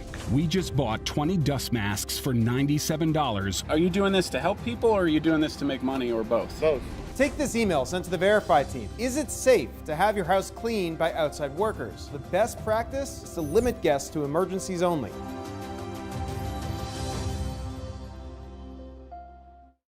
We know things are changing every day, but we're here with you. Continuous COVID-19 coverage during prime time. We're committed to giving you facts, not fear. On 11 Alive News Primetime, weeknights from 8 to 11 on WATF. There are everyday actions to help prevent the spread of respiratory diseases. Wash your hands. Avoid close contact with people who are sick. Avoid touching your eyes, nose, and mouth. Summer is here, but many warm weather activities are off the table because of the pandemic. And if you are a parent struggling to keep your kids entertained, you're not alone. Luckily, there is a growing number of digital camps available to keep them busy. Here's NBC's Liz McLaughlin. Those quintessential summer camp activities put on hold this year in many areas. Now loyal campgoers stuck at home might be starting to miss it. They want some skill building. They want to connect with other kids. They're starting to feel a little lost and lonely. According to Google, online searches for virtual summer camps have surged in recent weeks. The Camp Cloud is one of many online interactive programs available. Kids ages 6 to 15 can sign up for a camp like Suburban Survival or Humanity Island, held online for 6 hours a day. We try and create activities and supply lists that people don't have to go out and make special purchases or special trips. Right now, life has us keeping our distance. The Boy Scouts, Wildlife Conservation Society, and National Academy of Athletics are among the popular organizations offering programs online this summer. Some traditional camps are also offering a camp-in-a-box option, including 4-H and art classes for kids. Woo! Another perk to at-home programs, they're usually cheaper. It's about half of what you'd pay for our in-person camp. And this is Gemini. That's where we're going. There are plenty of free options as well. Google just launched Camp YouTube with more than 1,200 videos rolling out every weekday through July 5th. Let's repeat that same step over here. Covering themes from the arts to STEM learning. We love drawing with you guys, and we'll see you later, our friends. Just a few ways to have that cherished camp experience from a safe distance. 11 Alive News Primetime on the ATL starts now. Georgia has a new law against hate crimes. Governor Kemp signed off on the legislation just earlier today. The governor says Georgia lawmakers rose to the occasion after weeks of unrest and racial tensions across the state. This takes Georgia off a very short list of states without a hate crime law. We must do our part to ensure that our state is a place where all people, no matter their skin color, can live, work, and prosper. The announcement, though, is being met with protests as lawmakers consider another bill that would provide more protections for law enforcement. We're going to have much more on that coming up in a little bit, but earlier today, the governor's focus was strictly on COVID-19. The state today set a new record for daily cases. This morning, the governor visited a testing site in Lilburn. It's where almost half of Gwinnett County's positive test results are coming from right now. But the governor today said he is not considering any new restrictions for the state. Meanwhile, the White House Coronavirus Task Force held a rare public update on COVID-19 in the U.S. Dr. Deborah Birx encouraged more testing among younger Americans. So whereas before we told them to stay home, now we are telling them to be tested. And this is a great change for us because it allows us now to find the asymptomatic and the mild diseases that we couldn't find before. This comes today after the CDC removed age as a risk factor for COVID-19, saying that while your risk increases with age, younger patients are not immune to complications. We're going to go get you a closer look at Georgia's increase in cases coming up in just a moment. In other headlines tonight, the death of Ahmaud Arbery was a big factor in the passage of Georgia's new hate crime law. Governor Kemp signed it just days after it passed both houses of the state legislature. This was a relatively quick timeline compared to other bills that land on the governor's desk. Doug Richards reports. We witnessed a horrific, hate-filled act of violence. Governor Brian Kemp cited video of the February killing in Brunswick of Ahmaud Arbery, an African-American man chased down by 3 white men and shot to death. It spurred Republicans and Democrats to pass a hate crimes law this week, after the bill had stalled for more than a year. Kemp signed the bill into law on this final day of the legislative session. I am filled with joy and fulfillment. This is a defining moment in the history of our great state. As Kemp signed the bill, a small group of protesters displayed signs opposing a bill that passed as part of the hate crimes bill negotiations. House Bill 838 gives police officers the power to sue people and organizations that lead protests and events that may cause harm to first responders. As protesters and a few lawmakers started to chant after the governor's exit, state troopers intervened to stop it. So we're hopeful that this bill will be vetoed, and next year we can come back and do Bill of Rights for more than just the folks who already have qualified immunity. Even with Georgia's new hate crime legislation on the books, there is concern that certain community members won't report if they are victims. Here's Edwin Lopez. It's a law that makes hate incidents punishable, including those against Latinos and Hispanics. This hate crime legislation gives them the opportunity to report everything, but fear is something that's not overcome in a day, a week, a year, sometimes not even in a lifetime. Fear is a common theme in immigrant communities. According to the FBI, in 2018, the number of victims in anti-Latino and Hispanic hate crimes rose over 21%. But still, 11 Alive legal analyst Daryl Cohen says there's mistrust between law enforcement and some of the communities they serve. They still have the fear that police, ICE, whatever law enforcement agency it may be, are there to hurt rather than to help. Fear of deportation and language barriers prevent some immigrants from reporting crimes. Norcross police realized that this was an issue in their community and did their part in 2018, launching a Hispanic Citizen Police Academy, where more bilingual officers were hired. Outreach like this is what Cohen says is needed to make all community members feel safe. So if I have no fear of law enforcement, I'll be much more likely to reach out to law enforcement because I know they are there to help me rather than to hurt me.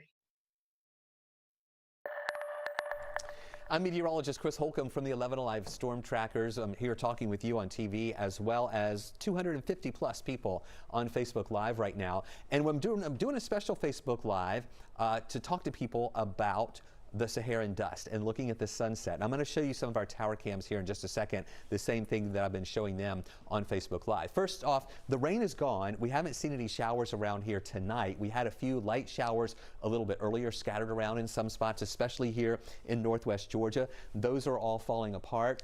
We're dry right now in Atlanta and even back into Alabama and Mississippi. The few light showers that we've been dealing with are also falling apart as well. And so we're not really worried about any more rain out there for tonight. The problem is we still have a few clouds around, and that is blocking out our view of the sunset. And it went down at 8:52. I'm going to give you a little tour of some of our tower cams right here because this is the time frame after. So take a look at, oh, I can flip that right here. Sorry about that. Take a look at this full on our tower cams. This is Circle 75 Office Park in Cobb County. We're looking toward the west. Often when you see those colors in the atmosphere with the clouds or with the Saharan dust, it's after the sun goes down.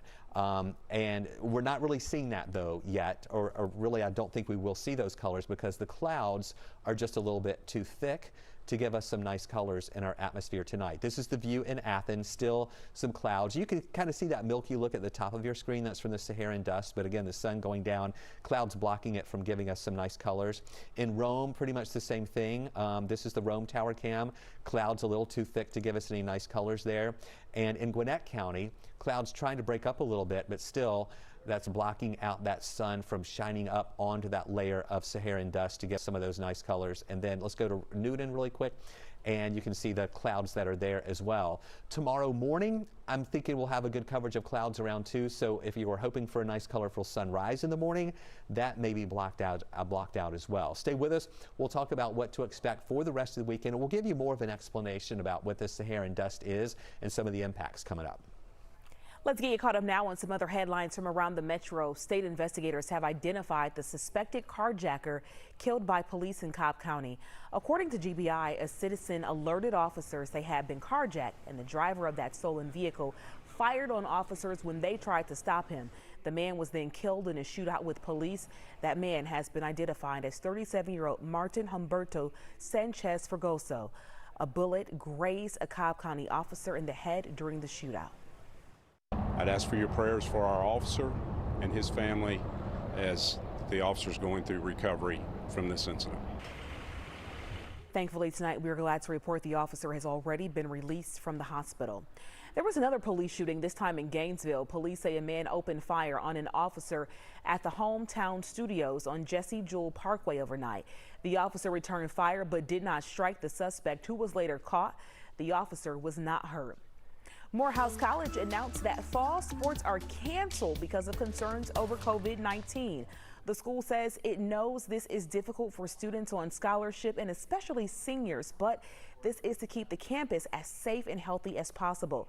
The college says it will honor any athletic scholarships, and decisions about winter and spring sports will be made later in the year. Right now, according to the State Department of Public Health, Georgia stands at almost 73,000 confirmed cases of COVID-19. At the beginning of this month, our COVID numbers were fairly flat. Some people grew more comfortable with heading outdoors and heading to family events. But this past week, attitudes toward... As we reported today. For the first time in nearly 2 months, the White House COVID-19 task force held a public briefing, confronted with reality that cases in about half of the United States are going up. So much so, according to this tracking map by Johns Hopkins University, we have twice made a record for new daily cases. There's no other infectious disease that goes from 40% of the people having no symptoms to some getting intensive care, some getting intubated, some getting ventilated, and some dying. So that depending on where you are in that spectrum, you have a different attitude to this particular thing. That spectrum has led to several milestones in the past 2 weeks, even here in Georgia.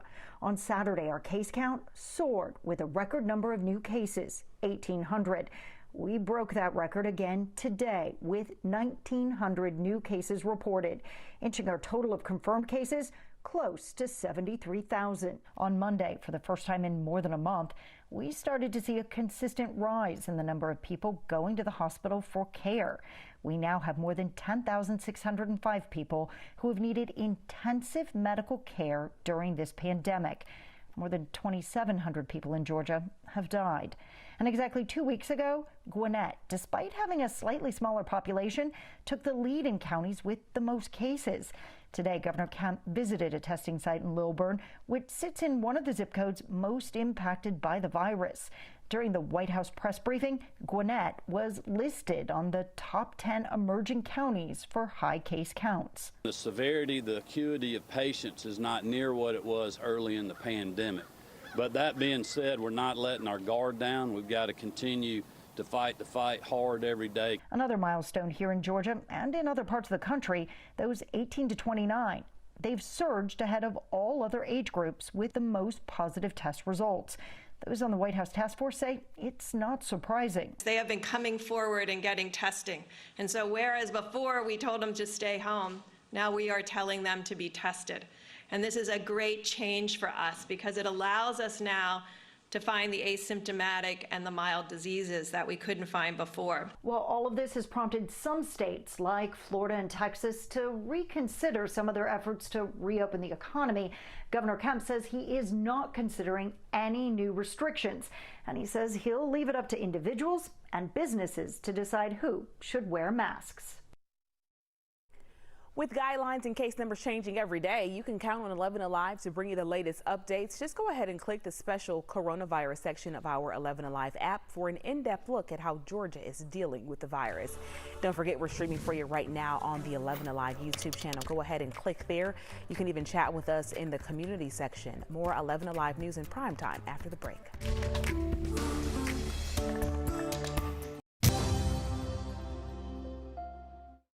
We know things are changing every day, but we're here with you. Continuous COVID-19 coverage during prime time. We're committed to giving you facts, not fear. On 11 Alive News Prime Time, weeknights from 8 to 11 on WATF. There are everyday actions to help prevent the spread of respiratory diseases. Wash your hands. Avoid close contact with people who are sick.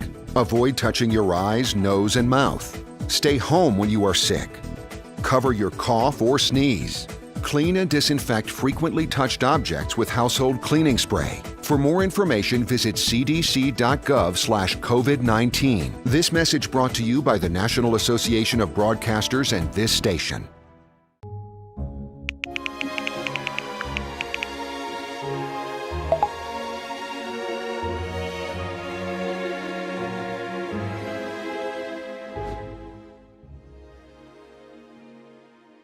Today at noon on 11 Alive.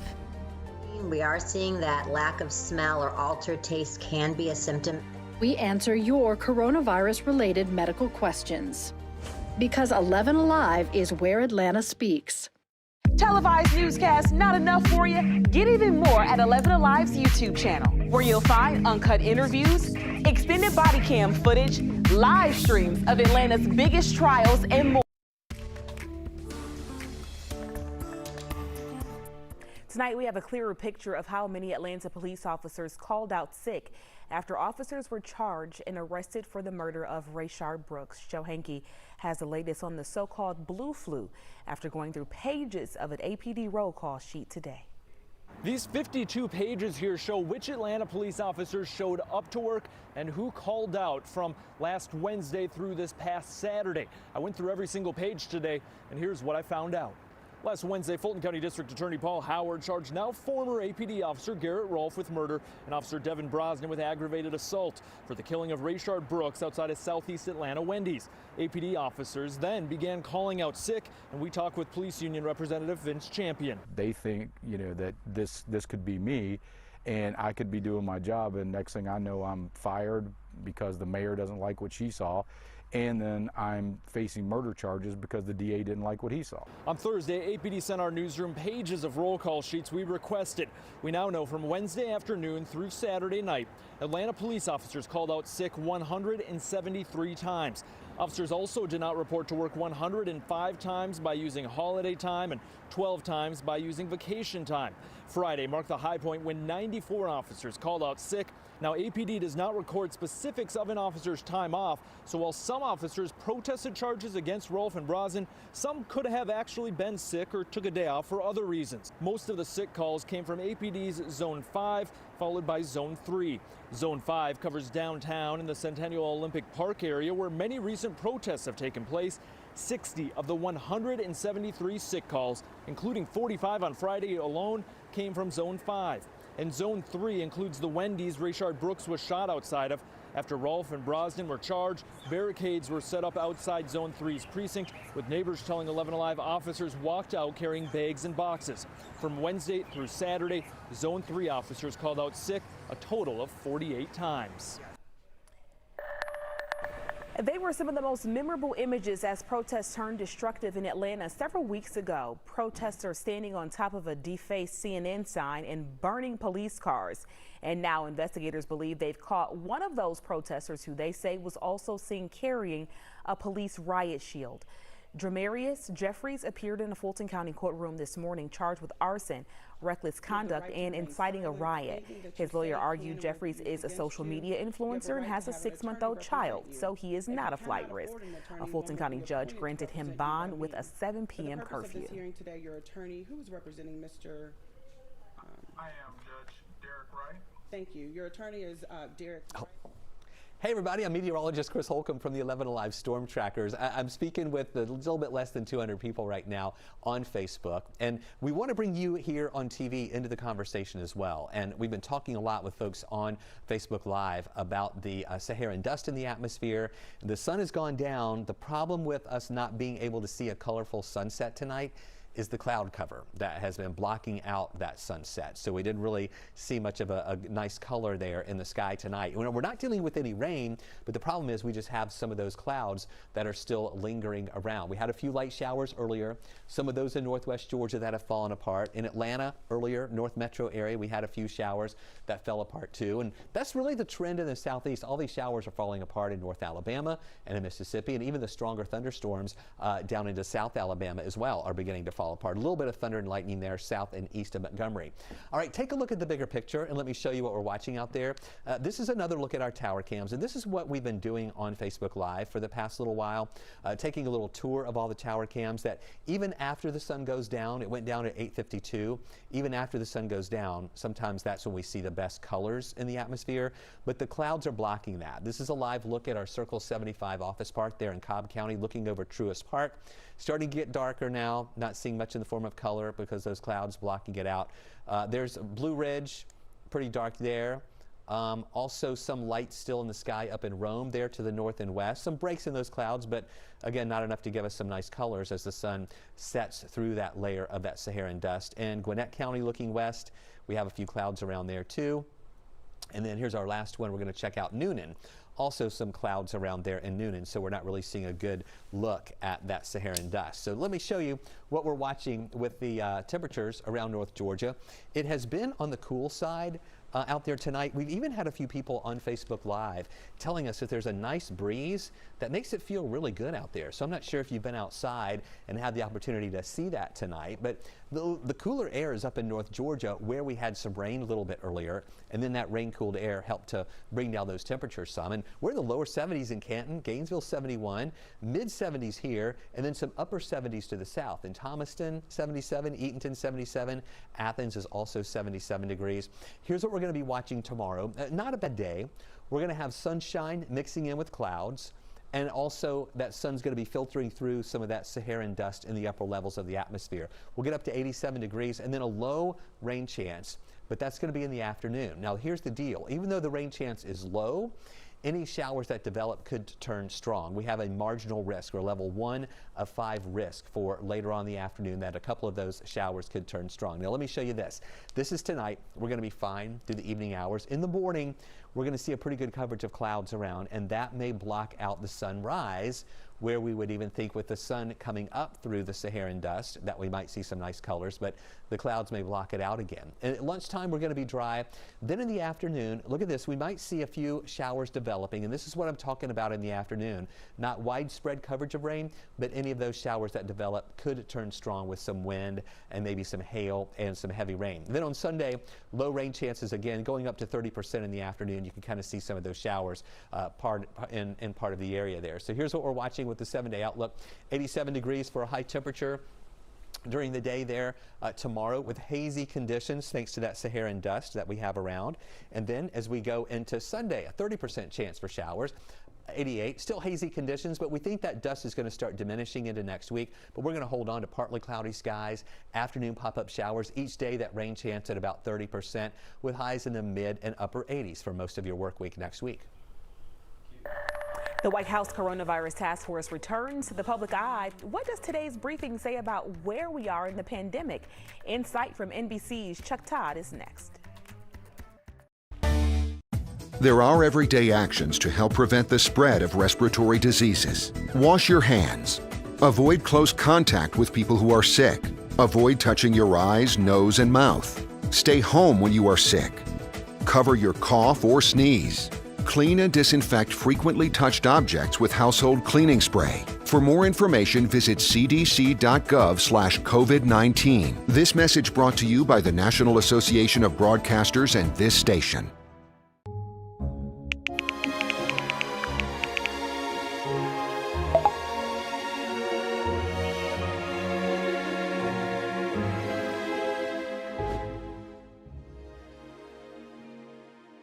Today at noon on 11 Alive. We are seeing that lack of smell or altered taste can be a symptom. We answer your coronavirus-related medical questions. Because 11 Alive is where Atlanta speaks. Televised newscasts not enough for you? Get even more at 11 Alive's YouTube channel, where you'll find uncut interviews, extended body cam footage, live streams of Atlanta's biggest trials, and more. Subscribe to 11 Alive today.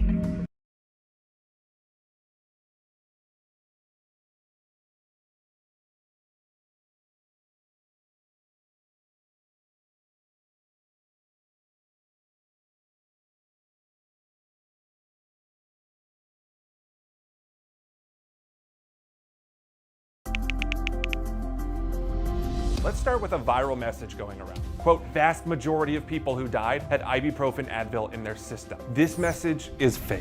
We just bought 20 dust masks for $97. Are you doing this to help people, or are you doing this to make money, or both? Both. Take this email sent to the Verify team. Is it safe to have your house cleaned by outside workers? The best practice is to limit guests to emergencies only.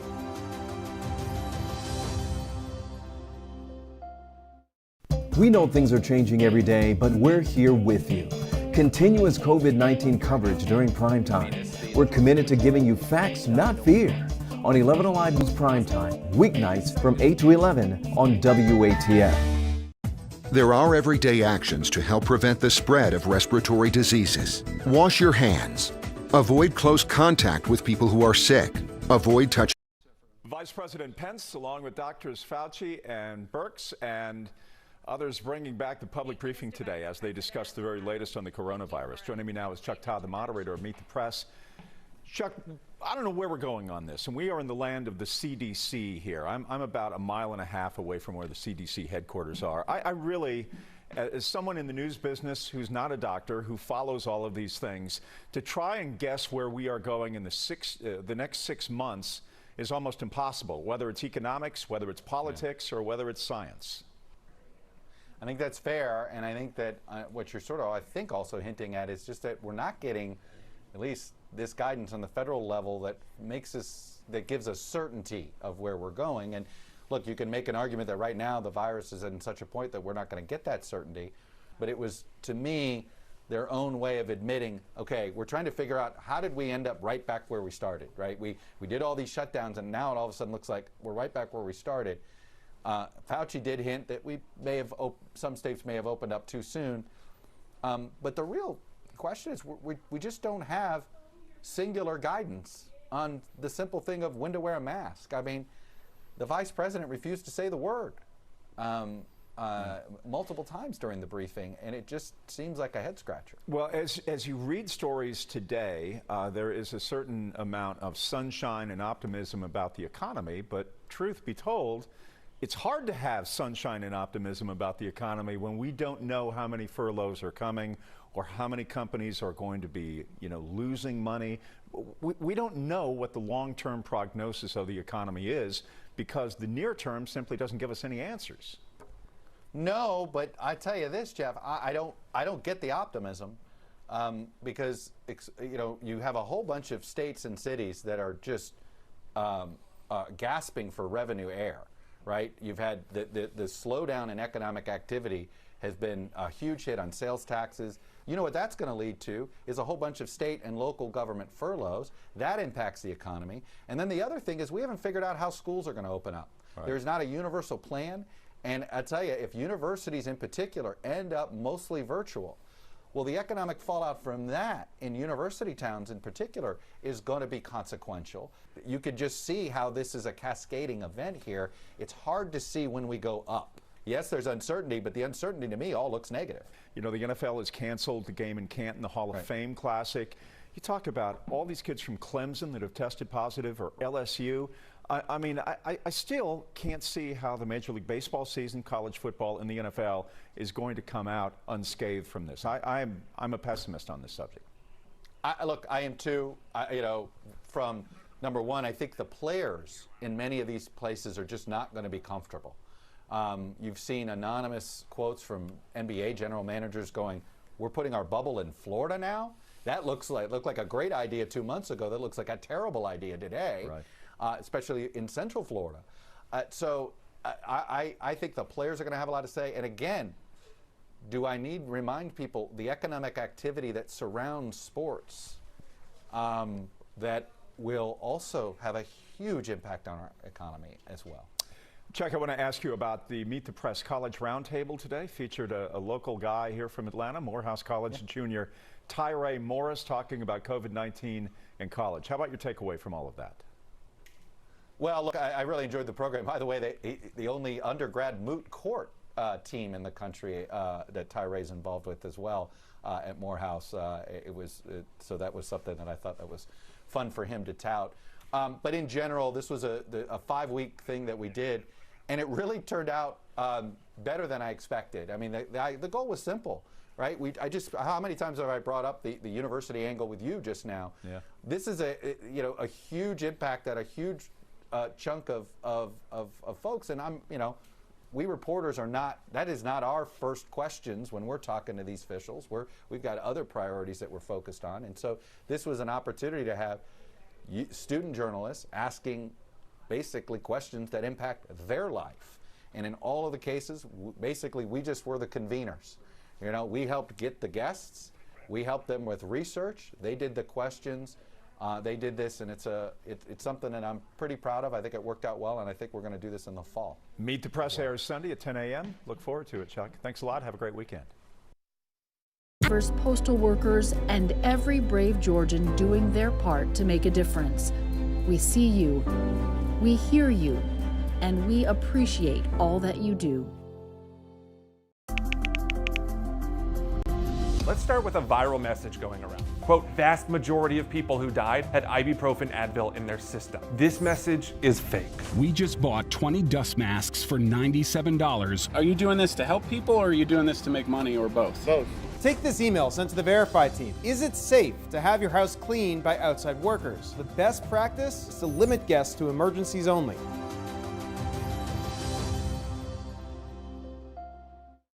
We know things are changing every day, but we're here with you. Continuous COVID-19 coverage during prime time. We're committed to giving you facts, not fear. On 11 Alive News Primetime, weeknights from 8 to 11 on WATF. There are everyday actions to help prevent the spread of respiratory diseases. Wash your hands. Avoid close contact with people who are sick. Avoid touching your eyes, nose, and mouth. Stay home when you are sick. Cover your cough or sneeze. Clean and disinfect frequently touched objects with household cleaning spray. For more information, visit cdc.gov/COVID-19. This message brought to you by the National Association of Broadcasters and this station.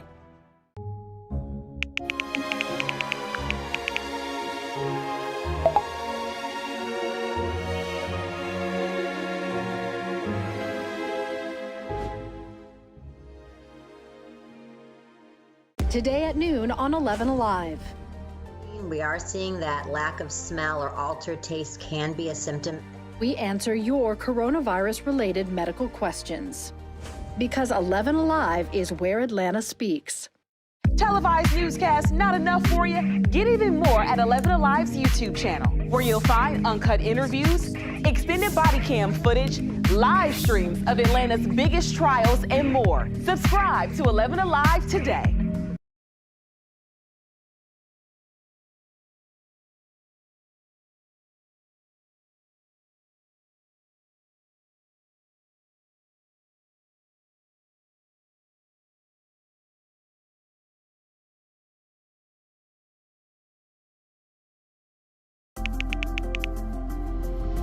Let's start with a viral message going around. Quote, vast majority of people who died had ibuprofen Advil in their system. This message is fake. We just bought 20 dust masks for $97. Are you doing this to help people or are you doing this to make money or both? Both. Take this email sent to the Verify team. Is it safe to have your house cleaned by outside workers? The best practice is to limit guests to emergencies only. Today, the Atlanta NAACP shining the spotlight on deadly officer-involved shootings involving black men. The families of Jamarion Robinson and Jimmy Atchison spoke today, calling for answers and resolutions. In 2016, a medical examiner's report said U.S. Marshals shot him 59 times in the back while serving an arrest warrant. The DOJ quickly cleared the officers, but the case is still being reviewed by Fulton County DA Paul Howard. Jimmy Atchison was shot in the back in 2019 while Atlanta police and the FBI were serving a search warrant at an apartment. He was hiding in a closet and was shot when he came out. I am angry. I am mad because we are being overlooked here in Georgia. And no one is acknowledging us. But we are here to demand we will make them see us. This has got to change. We have got to make changes in Atlanta. We are fighting for our kids.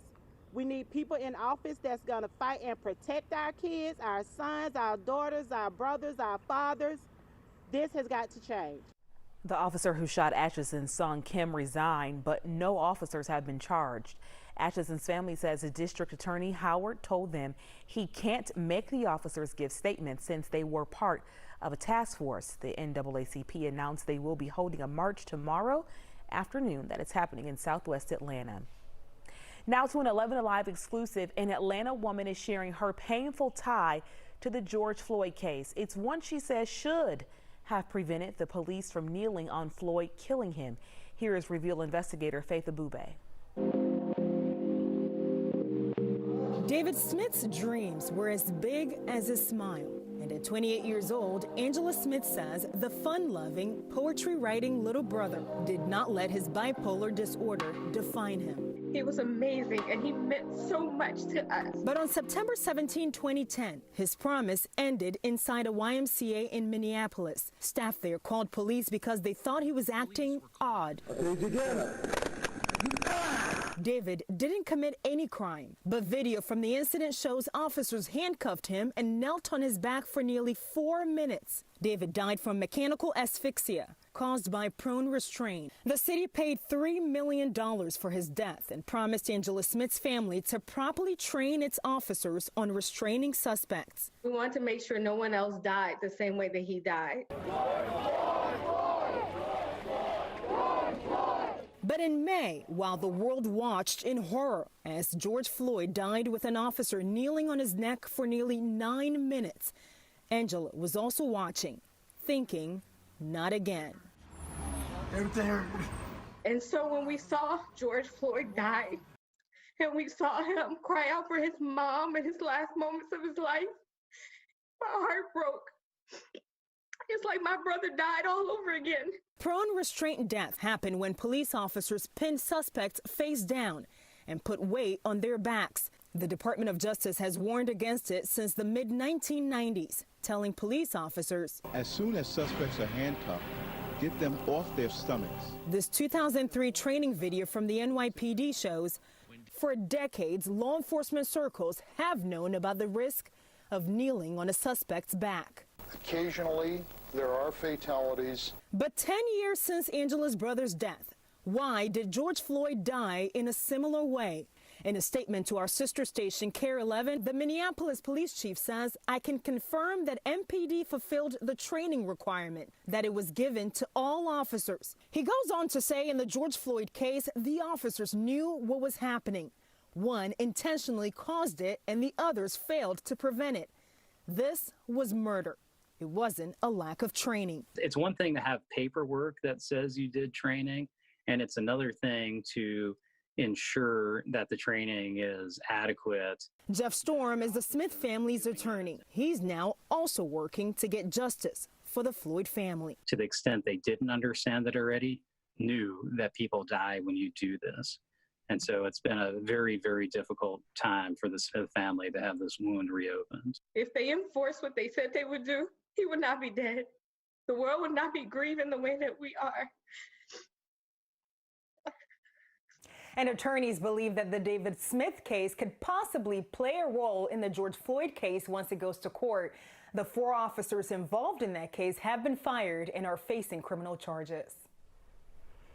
Attorneys believe David Smith's case could also play a role, as Faith mentioned, and we've been following this case closely, but we'll keep you posted on how that develops out of Minneapolis. We have quiet weather out there tonight. It's kind of nice to end a night with no rain around, no thunderstorms developing. You know, we had some of those scattered showers that lingered into the late night hours last night that were coming in from Alabama before they all fell apart. But tonight it's much quieter. We don't see any rain at all on radar. We had a few showers earlier that we were tracking, especially these up in northwest Georgia. They were light, but it was a better concentration of rain that impacted a few more people than it did here in Atlanta. Those were around the Rome area, northern parts of Polk County, into Bartow County, Cherokee County, Gordon County, a little bit into Pickens, light stuff. But as it crossed over 75 and then 575, that really started to fall apart. Here in Atlanta, we watched a few of those little isolated showers that moved through the area, and then those diminished as well. And then as we widen out a little bit more, most of the showers back into Alabama falling apart, Mississippi, even the thunderstorms in South Alabama are falling apart as well. So let me show you what we're watching out there when you take a look at the bigger picture, and you can see that we are going to be mainly dry for the rest of the overnight hours, but we're going to have some of those clouds that are going to be kind of pesky with us overnight tonight and even early in the morning. And it looks like that cloud cover in the morning is most likely going to block out the sunrise. So if you were hoping to see some nice color in the sunrise tomorrow, thanks to the Saharan dust, I think the clouds are going to be blocking that out again in the morning, kind of like the clouds blocked out the sunset tonight.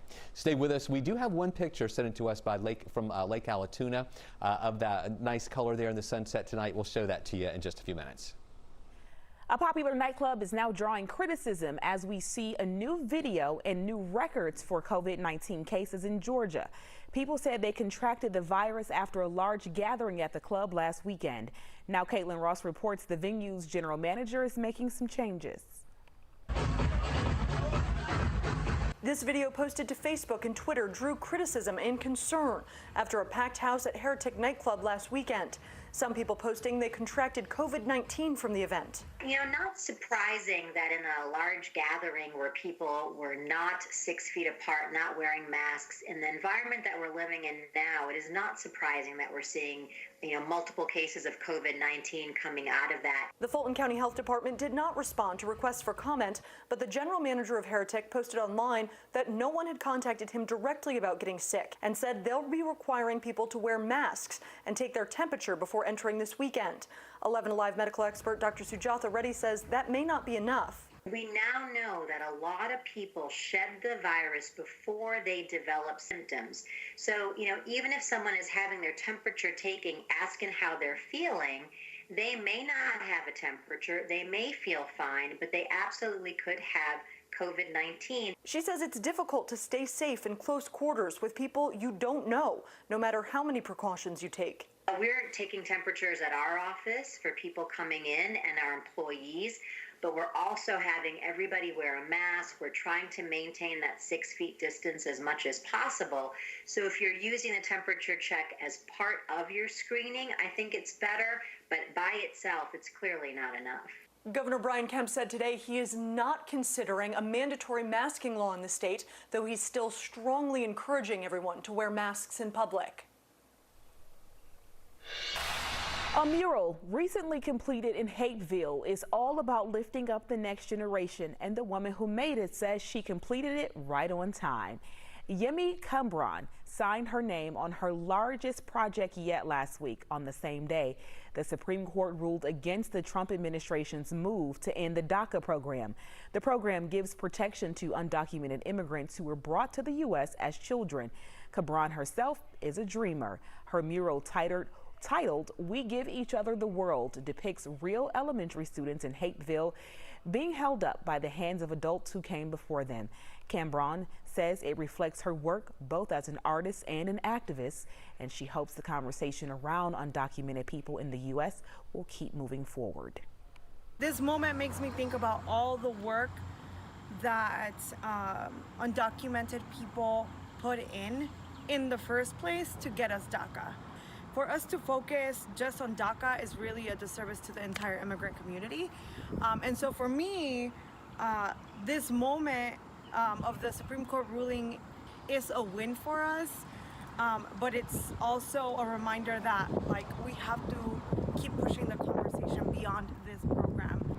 We also talked to Cambron about how immigrants are acting as allies to the Black community when it comes to protests against police brutality.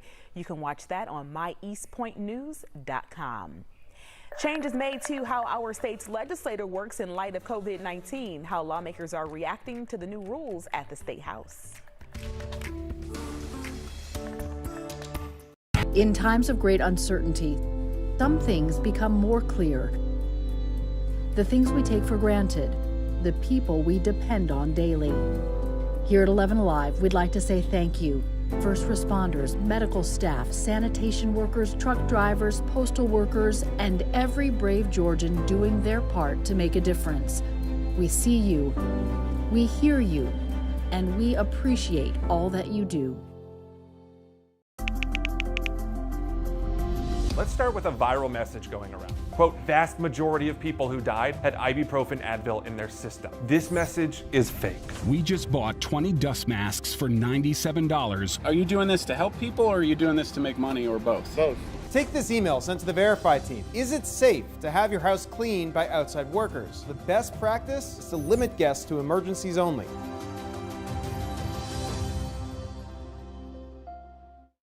We know things are changing every day, but we're here with you. Continuous COVID-19 coverage during prime time. We're committed to giving you facts, not fear. On 11 Alive News Primetime, weeknights from 8 to 11 on WATF. There are everyday actions to help prevent the spread of respiratory diseases. Wash your hands. Avoid close contact with people who are sick. Avoid touching your eyes, nose, and mouth. Stay home when you are sick. Cover your cough or sneeze. Clean and disinfect frequently touched objects with household cleaning spray. For more information, visit cdc.gov/COVID-19. This message brought to you by the National Association of Broadcasters and this station.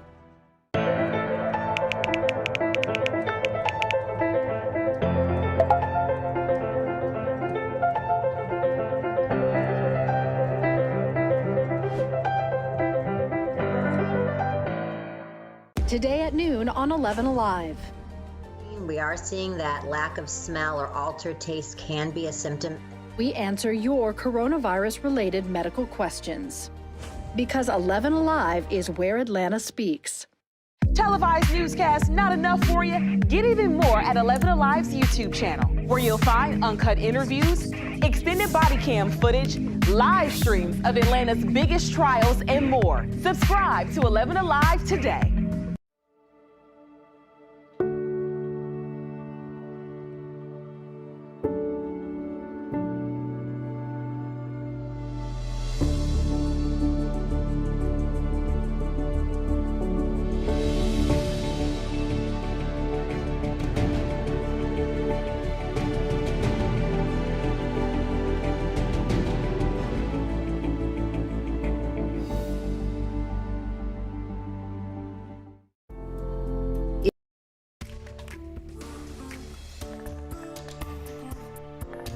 The Georgia legislature will adjourn tonight without the usual flair. The last few days have had a lot of restrictions because of the COVID-19 pandemic and has changed the way how laws are made, at least temporarily.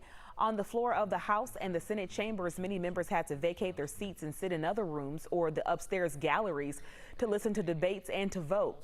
It means that voting has become just very difficult there, particularly in the House, where votes that used to take a few seconds with electronics now take 8, 9, let's say 10 minutes with roll call of 179 names. James Beverly says it is excruciating. It's awful. It's absolutely awful. I just had another COVID test where they swab your nose. This is as bad as that. Yeah, the roll call vote is awful, man. Speaking of COVID tests, this is video of Governor Kemp a few days ago clearing a security screen at a Capitol entrance. As he walks through, there is a green light flashing there on the machine. It keeps flashing green after the machine quickly measured the governor's body temperature. A few minutes earlier, that same machine flashed red when a member of the House walked through. The Capitol police officer stopped him, deployed a handheld digital thermometer, saw a normal temperature, and the House member was allowed to pass through. One of the flaws of those larger scanners is that if a person is passing through, like carrying a cup of coffee, it's going to set off that machine. All right, now let's get a live look as the legislature prepares to adjourn. COVID restrictions also hampered a time-honored tradition in the legislature. Just before Governor Kemp spoke tonight, Speaker Ralston told the floor not to tear up papers and throw them in the air. The traditional way lawmakers marked the end of the session. He said it was in an effort to limit the number of custodial staff needed to help clean up at the end of the night.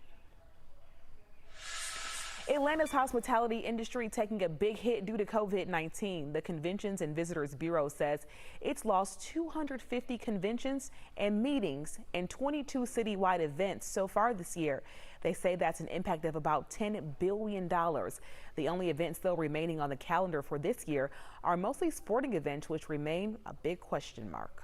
The big question is, if those games go forward, are we going to have fans in the stands? Because the economic value for the city for games like that is when the fans come, they stay in the hotels, they go out waiting for the game and after the game. Some of the sporting events still on the calendar include the Chick-fil-A kickoff games, the SEC Championship, and the Chick-fil-A Peach Bowl. We have a really nice evening out there right now. We don't have any rain. Temperatures are pretty comfortable. On Facebook Live earlier when I was chatting with folks, they were saying that some areas had a nice little breeze and that it just feels really nice out there. And on radar, you can see the absence of rain. We're not tracking any showers now. This loop, though, takes us back 6 hours. And you can see some of the showers we were watching there in northwest Georgia as they were moving through Rome into Bartow County, Cherokee County. We also, but watch how they moved across 575 and then they pretty much fell apart. We also had a few showers here in North Metro, also through parts of Metro Atlanta and over to the east of us, and those all fell apart as well. And then out to the west any showers in Alabama and Mississippi, they're light and they are also falling apart too. Now at the top of the hour, we were showing you those tower cams around the area as the sun was going down, hoping we might see some nice colors in the sunset due to that Saharan dust in the upper levels of the atmosphere. But the problem was we had a good coverage of clouds around and that blocked out that sunset. But we did get a picture. Take a look at this. This was sent in to us by Suzanne Parham up at Lake Allatoona. And yeah, she had some clouds there too, but enough breaks in those clouds to give us a little bit of that color there. So that looks kind of nice in the sunset tonight. And if you're hoping for a nice sunrise tomorrow, the problem is going to be very similar in the morning, is that we're going to have some clouds around and that might block out the sunrise tomorrow. So here's a look at this Saharan dust. We've been talking about this all week long, where dust, sand from the Sahara Desert, just particles from that, gets caught up into the upper levels and it comes all the way across the Atlantic Ocean and into the Gulf of Mexico. And you can see the wind flow with that, and that's bringing that back up in our area. So if you saw the hazy sky out there today and the sun kind of filtering through that haze, that was the dust in the upper levels at 5,000 to 20,000 feet. Tomorrow, we're still going to have some of that around, so just know it's not going to be a bright, sunny day. We will have some clouds around, as well as some of that dust, so the sun is going to be kind of filtered during the day tomorrow as well. And then once we get into Sunday, some of that dust is still around, but it really looks like it's going to dissipate a little bit more into Monday. We might get another little surge coming in later into next week, coming out of the Gulf of Mexico, so we'll keep an eye on that later on in the week next week. So the main impacts that we feel from this is the hazy sky and that filtered sunshine, and it sometimes gives us colorful sunrises and sunsets. That is if we don't have any clouds around, but unfortunately tonight those clouds are blocking that out. We also are having minimal air quality issues down here at the surface. Again, that dust is mainly in the upper levels. We did see some particulate matter at the surface today, but it was not bad. It was in the moderate range, so not even enough for us to have an air quality alert or a smog alert or anything. And this isn't the kind of thing that piles up on your car either. You don't really see the evidence of that. It's just mainly there in the sky. We're going to go with an 8 on the Wazometer tomorrow. That's our ranking of your weather on a scale from 1 to 11. We're going to go with the high of 87 tomorrow, a 20% chance for a shower. Again, the rain chances aren't big, but any showers that develop tomorrow have the chance to be strong. We're in this marginal risk, which is the level 1 of 5 risk, that we could see a couple of strong showers out there. But again, not widespread at all. 87 for a high tomorrow, 88 on Sunday. We're back to a 30% chance for a shower on Sunday. We do think that Saharan dust will dissipate Sunday, and then partly cloudy skies for the work week, and each and every afternoon, about a 30% chance for scattered showers with high temperatures in the mid 80s, mainly up into those upper 80s for your week ahead. All right, so we know summer is here and many warm weather activities are off the table because of the pandemic. And if you're a parent, you're struggling to keep your kids entertained, you are not alone. Luckily, there's a growing number of digital summer camps available to keep them busy, also while social distancing. NBC's Liz McLaughlin has more. Those quintessential summer camp activities put on hold this year in many areas. Now loyal campgoers stuck at home might be starting to miss it. They want some skill building. They want to connect with other kids. They're starting to feel a little lost and lonely. According to Google, online searches for virtual summer camps have surged in recent weeks. The Camp Cloud is one of many online interactive programs available. Kids ages 6 to 15 can sign up for a camp like Suburban Survival or Humanity Island, held online for 6 hours a day. We try and create activities and supply lists that people don't have to go out and make special purchases or special trips. Right now, life has us keeping our distance. The Boy Scouts, Wildlife Conservation Society, and National Academy of Athletics are among the popular organizations offering programs online this summer. Some traditional camps are also offering a camp-in-a-box option, including 4-H and art classes for kids. Woo! Another perk to at-home programs, they're usually cheaper. It's about half of what you'd pay for our in-person camp. And this is Gemini. That's where we're going. There are plenty of free options as well. Google just launched Camp YouTube with more than 1,200 videos rolling out every weekday through July 5th. Let's repeat that same step over here. Covering themes from the arts to STEM learning. We love drawing with you guys, and we'll see you later, our friends. Just a few ways to have that cherished camp experience from a safe distance. The past 3 months have been difficult for many, but especially for one couple in LaGrange. They've been separated for the past 12 weeks due to COVID-19. Flores Hand Home shared these photos, sharing the couple's story. We don't know their names. We can see the love in their eyes. They didn't give their names due to privacy, but the assisted living facility says before the pandemic, the husband came to visit his wife faithfully, helping to dress and even comb her hair. But their daily routine changed abruptly following the spread of coronavirus. For 3 months, the husband called to check on his lovely wife every day during quarantine. The facility says the man's own health started to decline, which in turn allowed him to be admitted to that facility himself and be reunited with his love. Get this, the couple has been together since 1954. You can see these beautiful photos and share them on the 11 Alive app, and we'll be right back. We know things are changing every day, but we're here with you. Continuous COVID-19 coverage during prime time. We're committed to giving you facts, not fear. On 11 Alive News Primetime, weeknights from 8 to 11 on WATF. There are everyday actions to help prevent the spread of respiratory diseases. Wash your hands. Avoid close contact with people who are sick. Avoid touching your eyes, nose, and mouth. Stay home when you are sick. Cover your cough or sneeze. Clean and disinfect frequently touched objects with household cleaning spray. For more information, visit cdc.gov/COVID-19. This message brought to you by the National Association of Broadcasters and this station.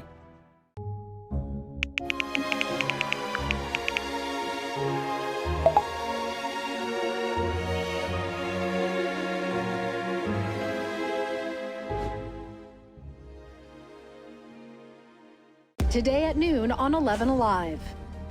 We are seeing that lack of smell or altered taste can be a symptom.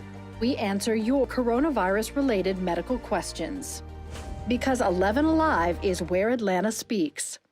Televised newscasts not enough for you? Get even more at 11 Alive's YouTube channel, where you'll find uncut interviews, extended body cam footage, live streams of Atlanta's biggest trials, and more. Subscribe to 11 Alive today.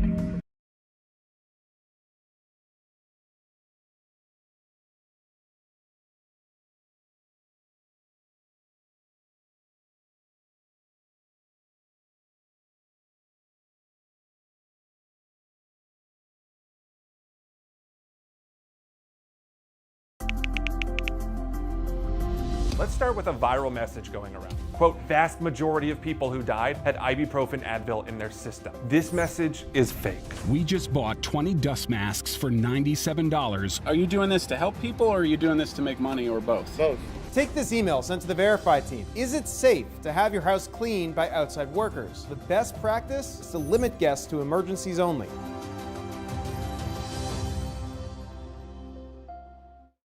We know things are changing every day, but we're here with you.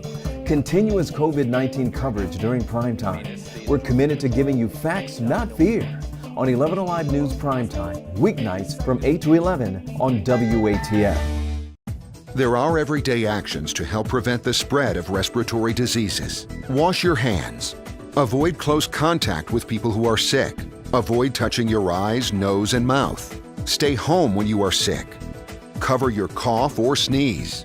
Clean and disinfect frequently touched objects with household cleaning spray. For more information, visit cdc.gov/COVID-19. Let's start this weekend off with some good news, courtesy of DeKalb firefighters. Mary Pike sent us these photos. She says she was on a walk this morning and spotted something happening in the Kroger parking lot at Embry Hills. A security guard spotted these baby ducks trapped down a drain.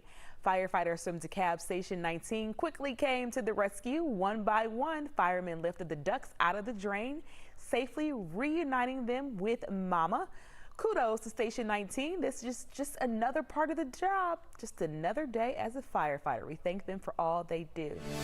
As we go tonight, one more look at a historic legislative session in Georgia as it comes to an end. Governor Kemp has already signed the hate bill into legislation. We're gonna have much more on this coming up in the 10 o'clock hour with Jeff Hollinger.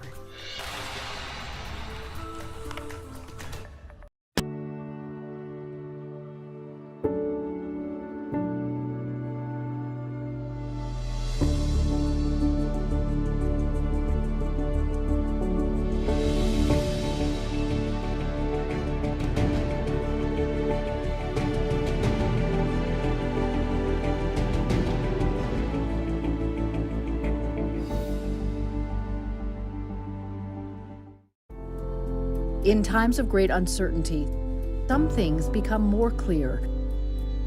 The things we take for granted, the people we depend on daily. Here at 11 Alive, we'd like to say thank you. First responders, medical staff, sanitation workers, truck drivers, postal workers, and every brave Georgian doing their part to make a difference. We see you, we hear you, and we appreciate all that you do.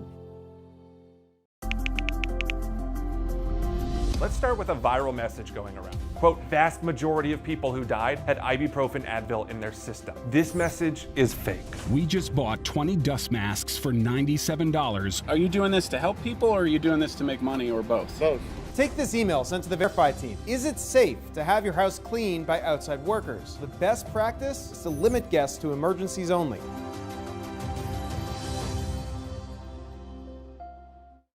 We know things are changing every day, but we're here with you. Continuous COVID-19 coverage during prime time. We're committed to giving you facts, not fear. On 11 Alive News Primetime, weeknights from 8 to 11 on WATF.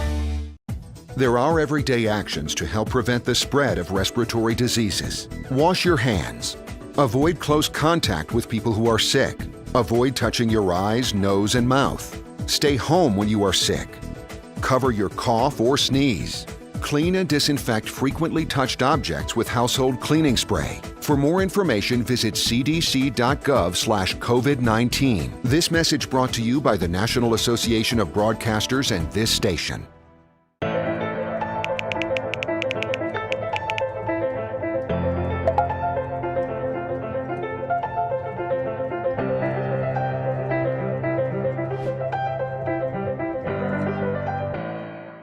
Today at noon on 11 Alive. We are seeing that lack of smell or altered taste can be a symptom. We answer your coronavirus-related medical questions. Because 11 Alive is where Atlanta speaks. Televised newscasts not enough for you? Get even more at 11 Alive's YouTube channel, where you'll find uncut interviews, extended body cam footage, live streams of Atlanta's biggest trials, and more. Subscribe to 11 Alive today.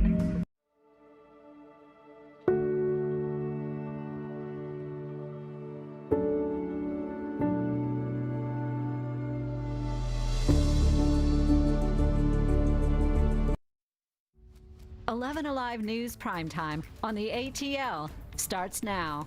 Tonight at 10, a group of neighbors in southeast Atlanta are working to rebuild their community after unrest following the death of Rayshard Brooks. Their plans for change straight ahead. Governor Kemp signs the Georgia hate crime bill, but some communities say they are still reluctant to report hate crimes. Plus, a packed house at a local nightclub on Cheshire Bridge Road, leading to rumors about a COVID-19 outbreak. Now the club's GM says he's going to do things a little bit differently. Community members who live around the Wendy's off University Avenue where Rayshard Brooks was killed want action from city government. Today, the Neighborhood Planning Unit held a town hall and solidarity march. Hope Ford was there, and Hope joins us now. The group has a list of demands, they say, that elected officials from the mayor to the police chief to those on city council have been ignoring. Yeah, those demands include repealing stand your ground and citizens arrest, as well as implementing racial bias training into police departments. Community members say they sent these demands to city government, to the mayor's office, other elected officials about 2 weeks ago. And so far, they say they haven't heard back. At Four Corners Park, the community came together for reflection. Not a minute another black man has been shot and killed. And solidarity. We are committed to helping you, to adding our voice to your efforts. Sharing stories of being detained without cause. But say, for instance, I didn't put my hands up quick enough, or my friend had made a sudden move. Both of us would be dead at 21 years old, and we wouldn't have been able to become a public defender for the city of Atlanta or a community leader that you see standing here. Those who live in the Peoplestown neighborhood want the outside world to know the Wendy's where Rayshard Brooks was killed is in their backyard. Their message includes a long list of demands they want elected officials to recognize. Hire people from the respective communities to support and increase transparency. Community members shall be on the hiring committee for new police chief. They say these demands are not just about Rayshard Brooks, but topics that have affected their communities for a long time. The town hall ended and a march began. The people united will never be defeated. From the park No justice, no peace. to Wendy's. They say the Wendy's may be a physical end point to the march, but it's not the end of their quest for justice. And community members say they'll continue to meet and continue to ask elected officials to recognize and address their concerns. Now, tomorrow, some of them plan to go back to the Wendy's to start cleaning up around the area. Hope Ford, thank you. Today is the last day of the legislative session in Georgia. This is a live picture from the state capitol tonight as lawmakers are still working right now. They are expected to wrap up by midnight. Lawmakers will not throw their papers up in the air as part of that Georgia tradition because of coronavirus precautions. Today, Governor Kemp signed into Georgia's hate crimes bill into law. Now, the bill, which got final approval from the legislature earlier this week, imposes additional penalties for crimes motivated by a victim's race, color, religion, national origin, sex, sexual orientation, gender, or disability. Now, prior to this, despite several efforts, Georgia was one of only 4 states that did not have a hate crime law on its books. The difference now, the killing of Ahmaud Arbery. Hate crimes legislation was on the minds of some Georgia legislators, but it wasn't a priority with all of them until the video of Ahmaud Arbery being murdered came out and was made public. Then it was absolutely too shocking to ignore. Even with the hate crime bill signed today, there is concern that some members of the community will not feel safe reporting crimes of a hate nature. Here's Elwin Lopez. It's a law that makes hate incidents punishable, including those against Latinos and Hispanics. This hate crime legislation gives them the opportunity to report everything, but fear is something that's not overcome in a day, a week, a year, sometimes not even in a lifetime. Fear is a common theme in immigrant communities. According to the FBI, in 2018, the number of victims in anti-Latino and Hispanic hate crimes rose over 21%. But still, 11 Alive legal analyst Daryl Cohen says there is mistrust between law enforcement and some of the communities they serve.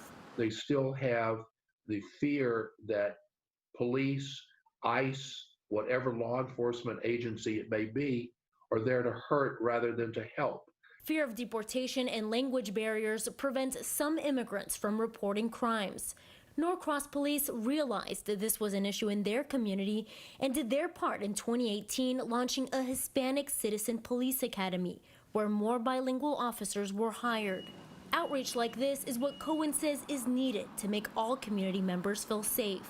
If I have no fear of law enforcement, I'll be much more likely to reach out to law enforcement because I know they are there to help me rather than to hurt me. Well, we have been in that pattern of sunshine and showers, which we are probably going to see a little bit this weekend, right, Chris?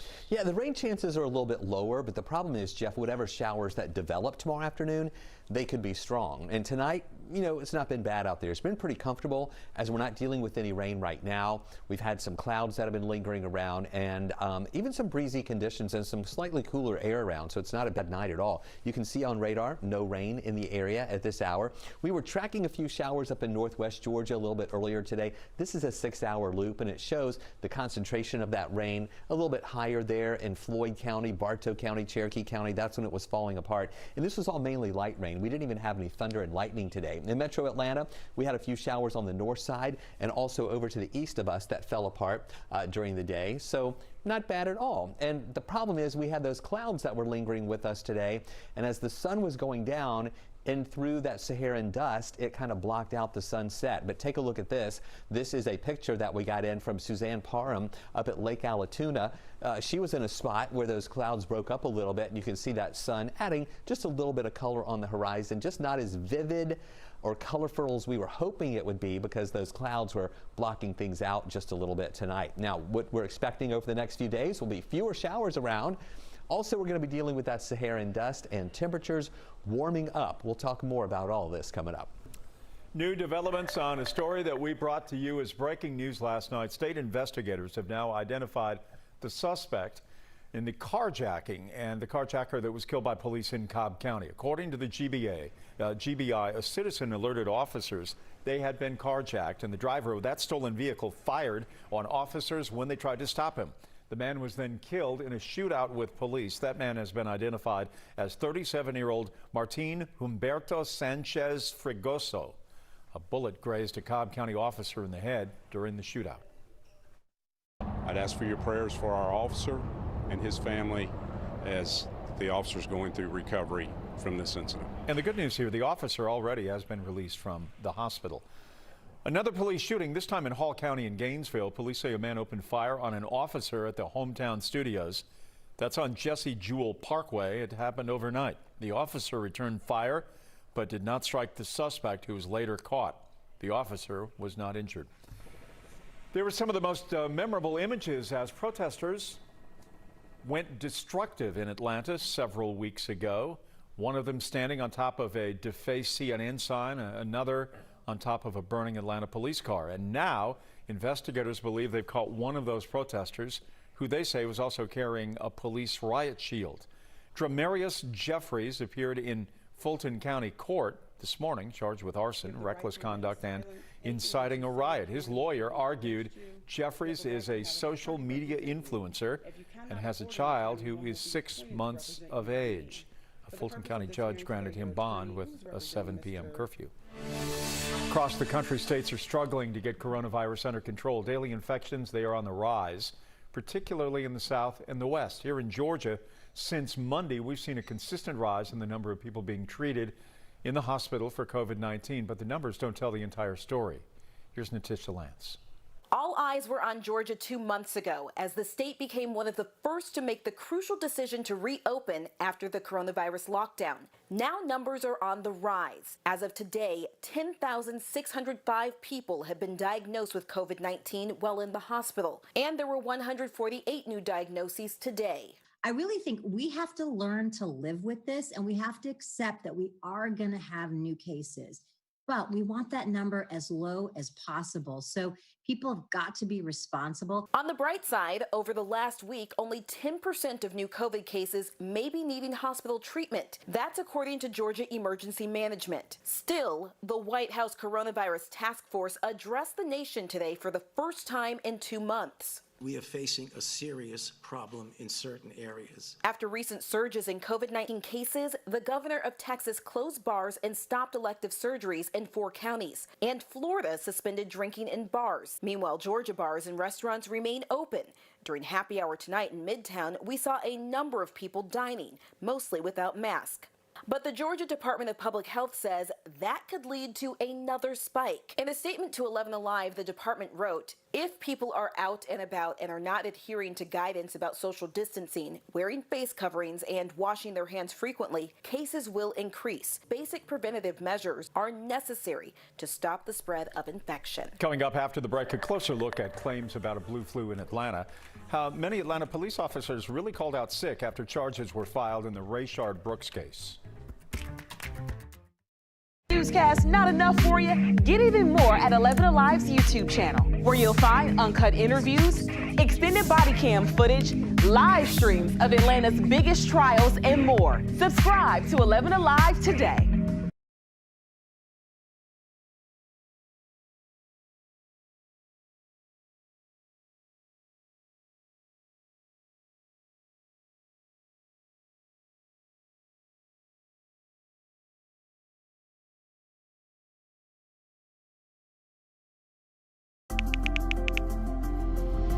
Let's start with a viral message going around. Quote, vast majority of people who died had ibuprofen Advil in their system. This message is fake. We just bought 20 dust masks for $97. Are you doing this to help people, or are you doing this to make money, or both? Both. Take this email sent to the Verify team. Is it safe to have your house cleaned by outside workers? The best practice is to limit guests to emergencies only.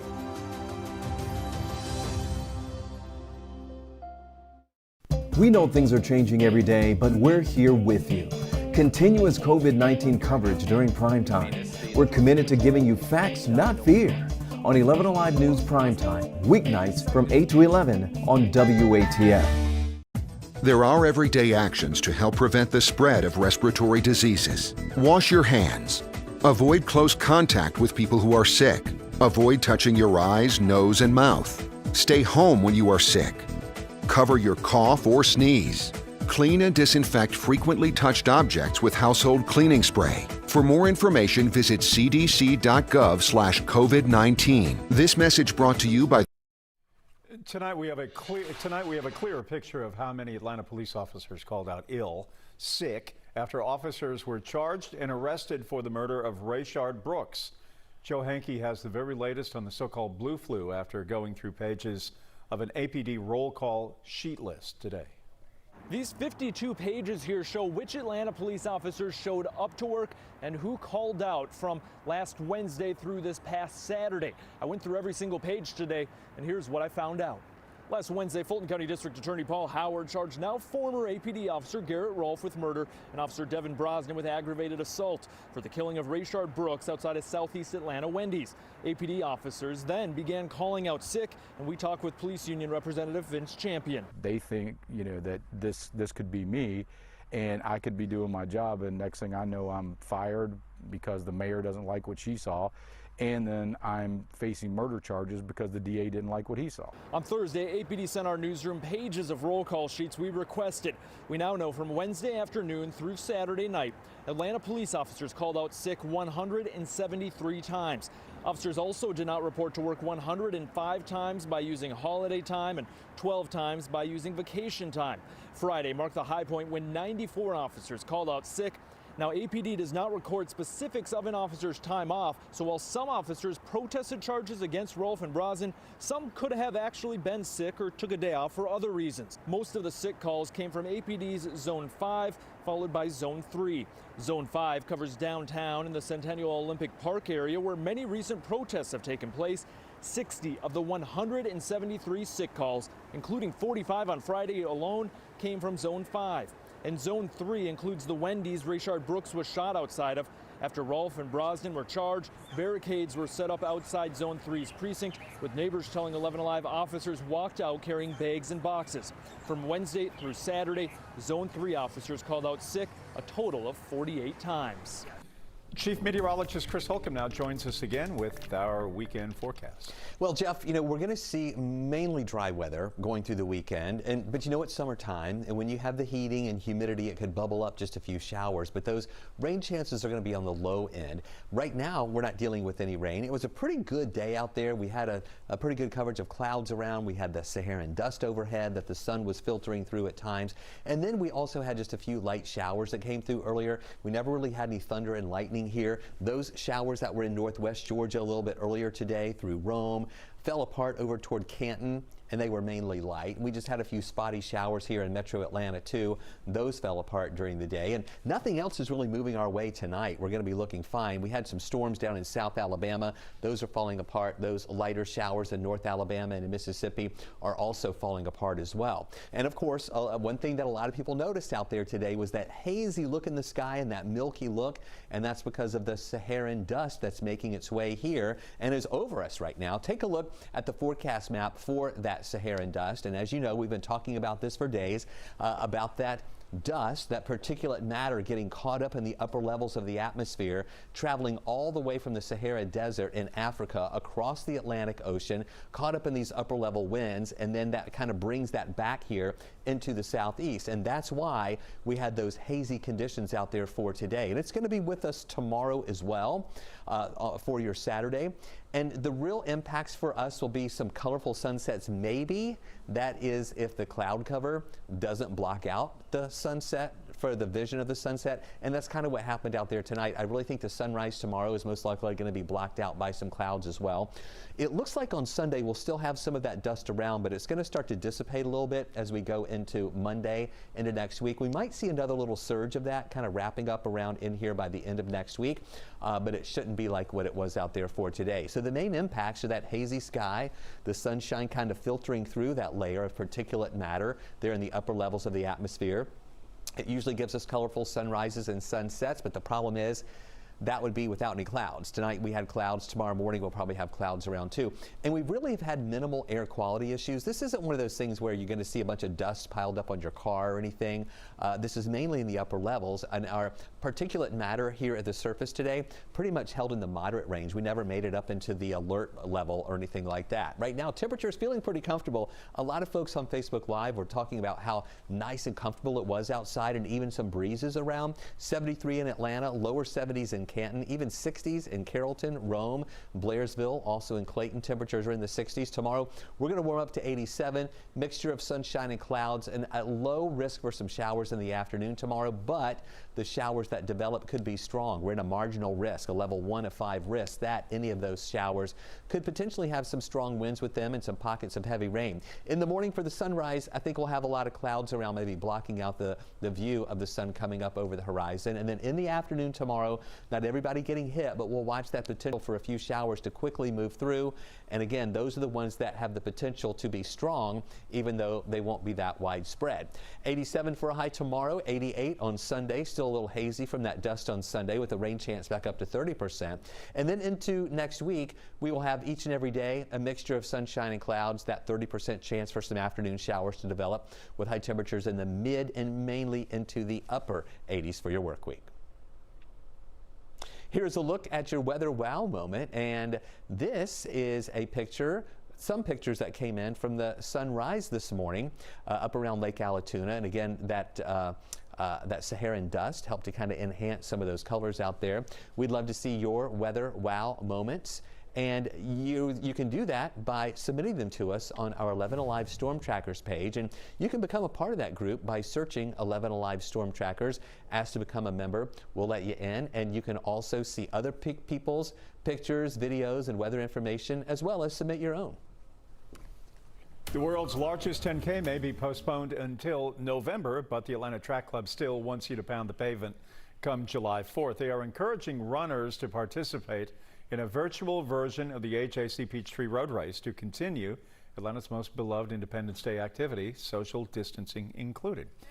The Track Club urges everybody to steer clear of the actual race route on the 4th for the safety of others, and if you're more than a race fan, you can still tune in from 8 a.m. to 10 a.m. to see last year's race on 11 Alive. The official 51st running of the AJC Peachtree Road Race is slated for Thanksgiving Day. The Peachtree Road Race isn't the only thing going virtual. Some places offering online summer camps to give your kids something to do during those long months out of school. We'll tell you more about that coming up. Or both? Both. Take this email sent to the Verify team. Is it safe to have your house cleaned by outside workers? The best practice is to limit guests to emergencies only.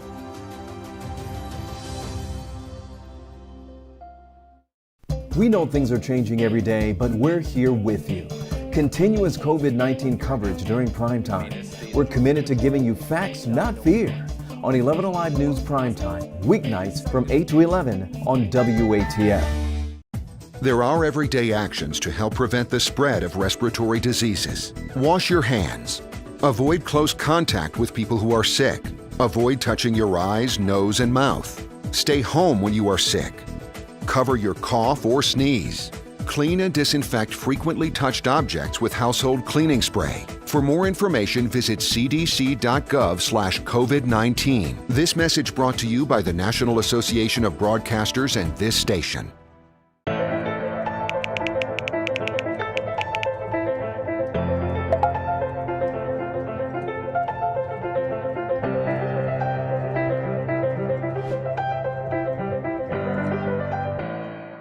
Today at noon on 11 Alive. We are seeing that lack of smell or altered taste can be a symptom. We answer your coronavirus-related medical questions. Because 11 Alive is where Atlanta speaks. Televised newscasts not enough for you? Get even more at 11 Alive's YouTube channel, where you'll find uncut interviews, extended body cam footage, live streams of Atlanta's biggest trials, and more. Subscribe to 11 Alive today.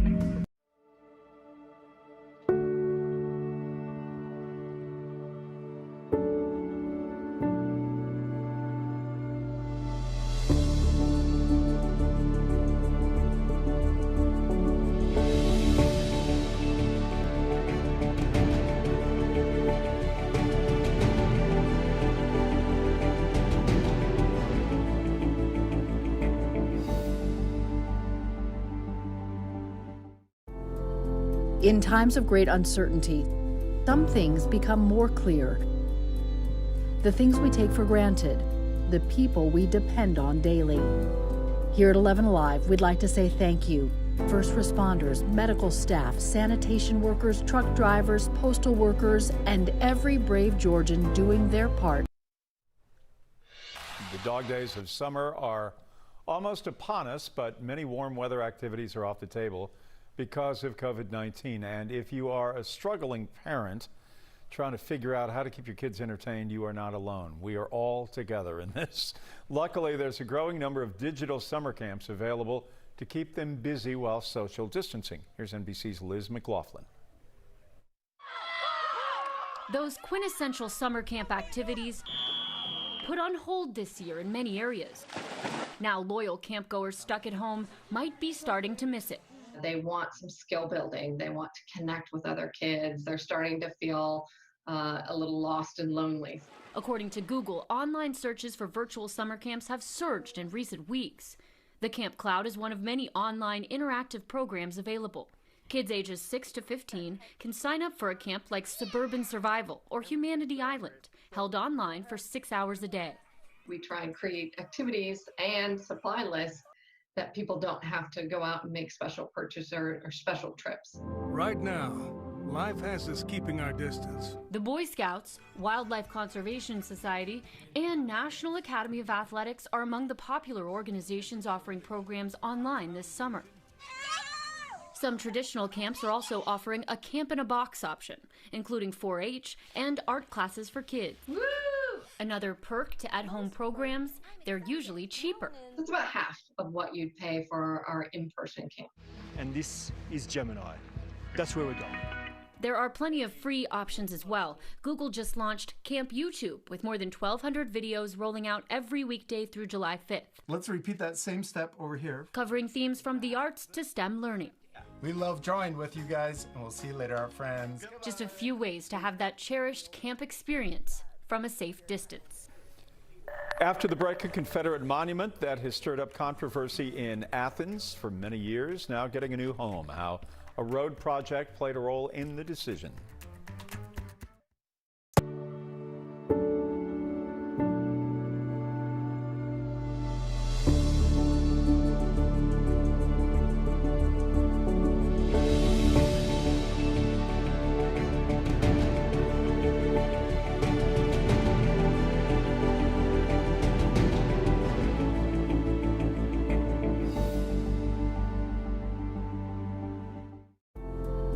In times of great uncertainty, some things become more clear. The things we take for granted, the people we depend on daily. Here at 11 Alive, we'd like to say thank you. First responders, medical staff, sanitation workers, truck drivers, postal workers, and every brave Georgian doing their part to make a difference. We see you, we hear you, and we appreciate all that you do. Let's start with a viral message going around. Quote, vast majority of people who died had ibuprofen Advil in their system. This message is fake. We just bought 20 dust masks for $97. Are you doing this to help people or are you doing this to make money or both? Both. Take this email sent to the Verify team. Is it safe to have your house cleaned by outside workers? The best practice is to limit guests to emergencies only.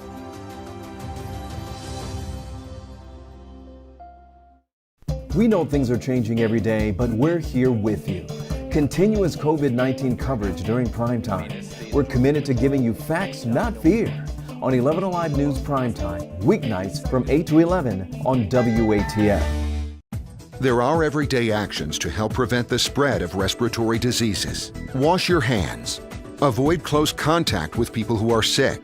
Avoid touching your eyes, nose, and mouth. Stay home when you are sick.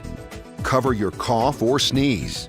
Clean and disinfect frequently touched objects with household cleaning spray. For more information, visit cdc.gov/COVID-19. This message brought to you by the National Association of Broadcasters and this station.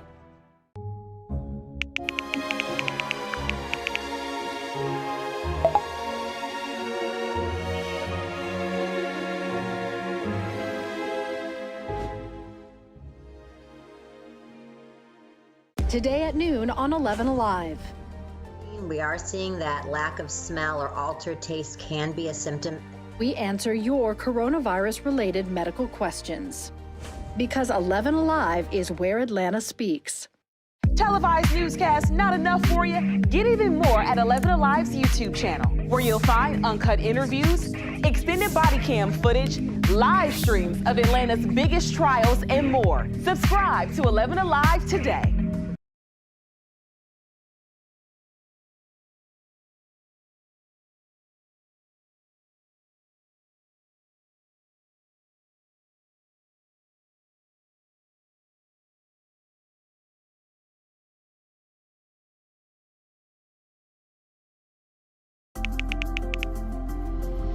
Let's start with a viral message going around. Quote, vast majority of people who died had ibuprofen Advil in their system. This message is fake. We just bought 20 dust masks for $97. Are you doing this to help people or are you doing this to make money or both? Both. Take this email sent to the Verify team. Is it safe to have your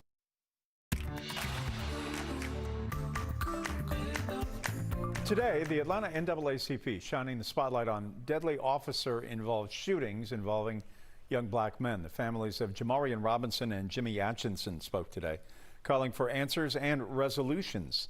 In 2016, a medical examiner's report said U.S. Marshals shot him 59 times in the back while serving an arrest warrant.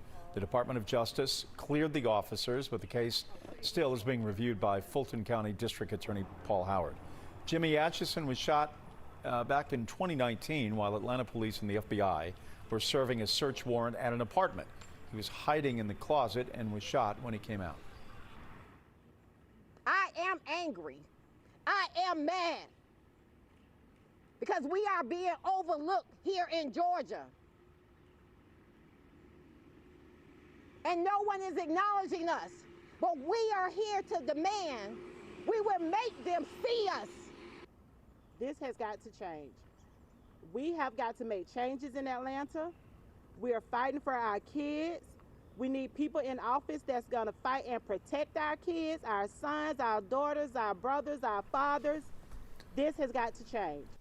The officer who shot Atchison, Sung Kim, resigned. No officers have been charged. Atchison's family says Paul Howard told them that he can't make the officers give statements since they were part of a task force. The NAACP announced they will be holding a march tomorrow afternoon in southwest Atlanta. New tonight, a reminder of the Confederacy that sits in the heart of downtown Athens and has for many years.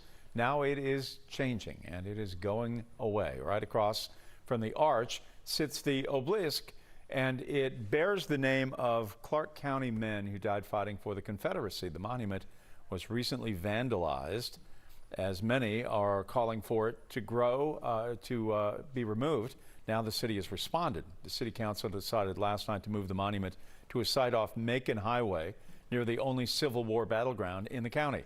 The council included the move as part of a project to convert a section of downtown into a pedestrian area. They say the monument will still be visible to those who drive by its new location. Right now, according to the State Department of Public Health, Georgia stands at almost 73,000 confirmed cases of COVID-19. At the beginning of the month, our COVID numbers were fairly flat, so people grew more comfortable in heading outdoors and to family events. But this past week, attitudes toward the virus began to shift. Investigative reporter Rebecca Lindstrom shows us why. As we reported today, for the first time in nearly 2 months, the White House COVID-19 task force held a public briefing, confronted with reality that cases in about half of the United States are going up. So much so, according to this tracking map by Johns Hopkins University, we have twice made a record for new daily cases. There's no other infectious disease that goes from 40% of the people having no symptoms to some getting intensive care, some getting intubated, some getting ventilated, and some dying. So that depending on where you are in that spectrum, you have a different attitude to this particular thing. That spectrum has led to several milestones in the past 2 weeks, even here in Georgia. On Saturday, our case count soared with a record number of new cases, 1,800. We broke that record again today with 1,900 new cases reported, inching our total of confirmed cases close to 73,000. On Monday, for the first time in more than a month, we started to see a consistent rise in the number of people going to the hospital for care. We now have more than 10,605 people who have needed intensive medical care during this pandemic. More than 2,700 people in Georgia have died. And exactly 2 weeks ago, Gwinnett, despite having a slightly smaller population, took the lead in counties with the most cases. Today, Governor Kemp visited a testing site in Lilburn, which sits in one of the zip codes most impacted by the virus. During the White House press briefing, Gwinnett was listed on the top 10 emerging counties for high case counts. The severity, the acuity of patients is not near what it was early in the pandemic. But that being said, we're not letting our guard down. We've got to continue to fight the fight hard every day. Another milestone here in Georgia and in other parts of the country, those 18 to 29. They've surged ahead of all other age groups with the most positive test results. Those on the White House task force say it's not surprising. They have been coming forward and getting testing. And so whereas before we told them to stay home, now we are telling them to be tested. And this is a great change for us because it allows us now to find the asymptomatic and the mild diseases that we couldn't find before. Well, all of this has prompted some states like Florida and Texas to reconsider some of their efforts to reopen the economy. Governor Kemp says he is not considering any new restrictions, and he says he'll leave it up to individuals and businesses to decide who should wear masks. A nightclub off of Cheshire Bridge Road is now drawing criticism as we see new records for COVID-19 cases in Georgia. People said that they contracted the virus after a large gathering there last weekend. Now, Caitlin Ross reports the venue's general manager is making some changes. This video posted to Facebook and Twitter drew criticism and concern after a packed house at Heretic nightclub last weekend. Some people posting they contracted COVID-19 from the event. You know, not surprising that in a large gathering where people were not 6 feet apart, not wearing masks, in the environment that we're living in now, it is not surprising that we're seeing, multiple cases of COVID-19 coming out of that. The Fulton County Health Department did not respond to requests for comment, but the general manager of Heretic posted online that no one had contacted him directly about getting sick, and said they'll be requiring people to wear masks and take their temperature before entering this weekend. 11 Alive medical expert Dr. Sujatha Reddy says that may not be enough. We now know that a lot of people shed the virus before they develop symptoms. So, even if someone is having their temperature taken, asking how they're feeling, they may not have a temperature, they may feel fine, but they absolutely could have COVID-19. She says it's difficult to stay safe in close quarters with people you don't know, no matter how many precautions you take. We're taking temperatures at our office for people coming in and our employees, but we're also having everybody wear a mask. We're trying to maintain that 6 feet distance as much as possible. So if you're using the temperature check as part of your screening, I think it's better, but by itself, it's clearly not enough. Governor Brian Kemp said today he is not considering a mandatory masking law in the state, though he's still strongly encouraging everyone to wear masks in public. Ross reporting for us tonight. Now there are also bars across Texas and Florida that have been closed once again as COVID-19 cases continue to surge across the South and the West. Florida's restrictions came after its daily confirmed coronavirus cases neared 9,000, almost double the previous record set just 2 days ago. In Texas, more than 32,000 new cases were confirmed in the last week. Today's order scales back restaurant dining forces bars to close, rafting, tubing outfitters on the state's popular rivers must close, and outdoor gatherings of 100 people or more must be approved by local governments. Atlanta's hospitality industry is taking a big hit because of COVID. The Conventions and Visitors Bureau says it lost 250 conventions and meetings and 22 citywide events so far this year. They say that is an impact of about $10 billion. The only events still remaining on the calendar for the year are mostly sporting events, which remain a very big question. The big question is, if those games go forward, are we going to have fans in the stands? Because the economic value for the city for games like that is when the fans come, they stay in the hotels, they go out waiting for the game and after the game. Some of the sporting events still on the calendar include the Chick-fil-A kickoff games, the SEC Championship, and the Chick-fil-A Peach Bowl. Right now and on the 11 Alive app and 11alive.com, real-time updates on the coronavirus pandemic. We will update numbers several times a day to make sure that you have the most up-to-date information. Attorney General William Barr raising concerns that mail-in voting could lead to widespread fraud, but he has admitted he has no evidence to support his claims. Barr pointed to the recent issues with stimulus check mailouts as part of the COVID-19 relief package. He thinks the same thing can happen with mail-in ballots, or that it may be easier for foreign countries to tamper with ballots. There have been few documented cases of voter fraud by mail, as many states have taken steps to ensure election integrity. New tonight, Facebook announcing it will label all posts that break its rules, including those from President Donald Trump and other politicians. This marks a policy change for the social media site. Mark Zuckerberg previously refused to flag posts, unlike Twitter, which slapped "Get the Facts" labels on posts with hate speech or false claims about topics, including voter suppression. Facebook also says it is improving capacity to take down fake news about polling places in the 72 hours before November's presidential election. A mural recently completed in Hayfield is all about lifting up the next generation, and the woman who made it says she completed it right on time. Yamini Cabron signed her name on her largest project yet last week. On that same day, the Supreme Court ruled against the Trump administration's move to end the DACA program. The program gives protection to undocumented immigrants who were brought to the United States as children. Cabron is a dreamer herself, as it is called. Her mural, titled "We Give Each Other the World," depicts real elementary students in Hapeville being held up by the hands of adults who came before them. Cabron says it reflects her work both as an artist and as an activist.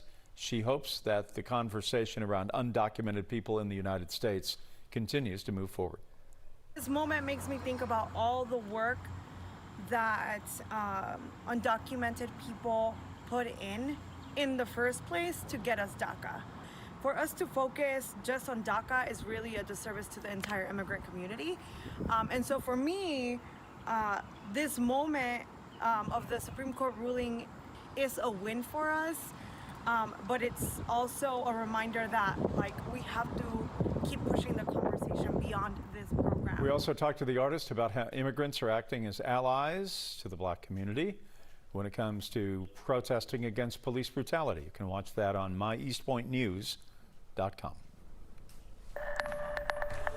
We're dry out there tonight, and most places will stay dry for the weekend, but we do have a few isolated showers that could pop up here and there. We'll talk about that timing coming up. Morehouse making a decision on their fall sports programs. We will go to the source to find out why, coming up next in sports. Disinfect frequently touched objects with household cleaning spray. For more information, visit cdc.gov/COVID-19. This message brought to you by the National Association of Broadcasters and this station.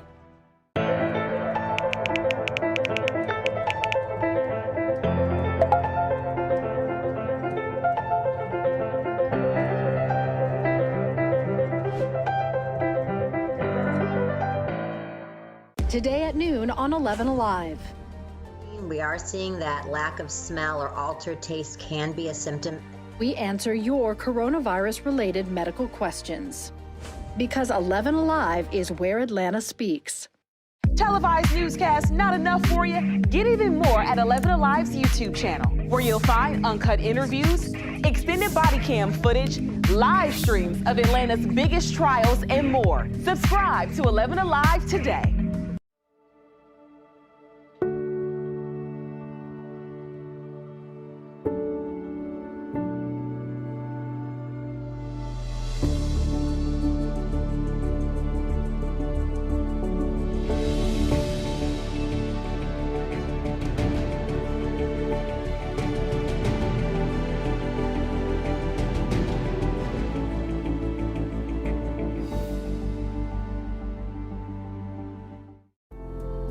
In times of great uncertainty, some things become more clear.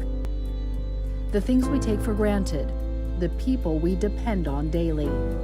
Here at 11 Alive, we'd like to say thank you.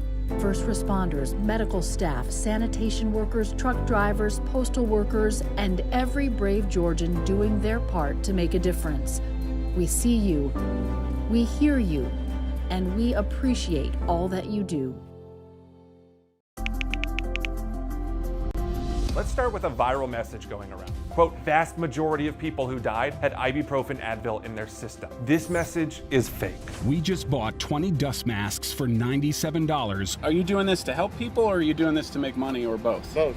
Take this email sent to the Verify team. Is it safe to have your house cleaned by outside workers? The best practice is to limit guests to emergencies only.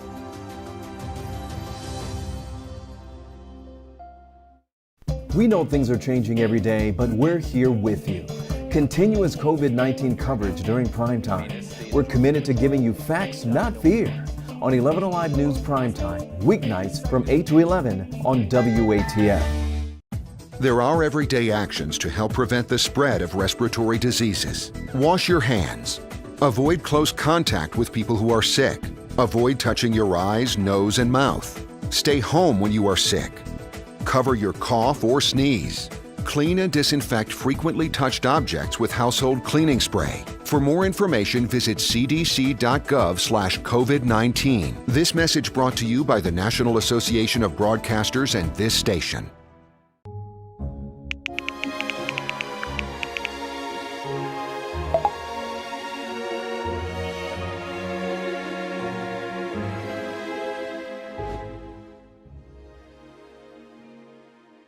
Today at noon on 11 Alive.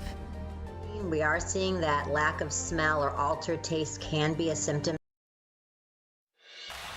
Vice President Pence, along with Drs. Fauci and Birx and others, bringing back the public briefing today as they discuss the very latest on the coronavirus. Joining me now is Chuck Todd, the moderator of Meet the Press. Chuck, I don't know where we're going on this, and we are in the land of the CDC here. I'm about a mile and a half away from where the CDC headquarters are. I really, as someone in the news business who's not a doctor, who follows all of these things, to try and guess where we are going in the next 6 months is almost impossible, whether it's economics, whether it's politics, or whether it's science. I think that's fair, and I think that what you're sort of, I think, also hinting at is just that we're not getting, at least this guidance on the federal level that gives us certainty of where we're going. And look, you can make an argument that right now the virus is in such a point that we're not going to get that certainty, but it was, to me, their own way of admitting, okay, we're trying to figure out how did we end up right back where we started, right? We did all these shutdowns, and now it all of a sudden looks like we're right back where we started.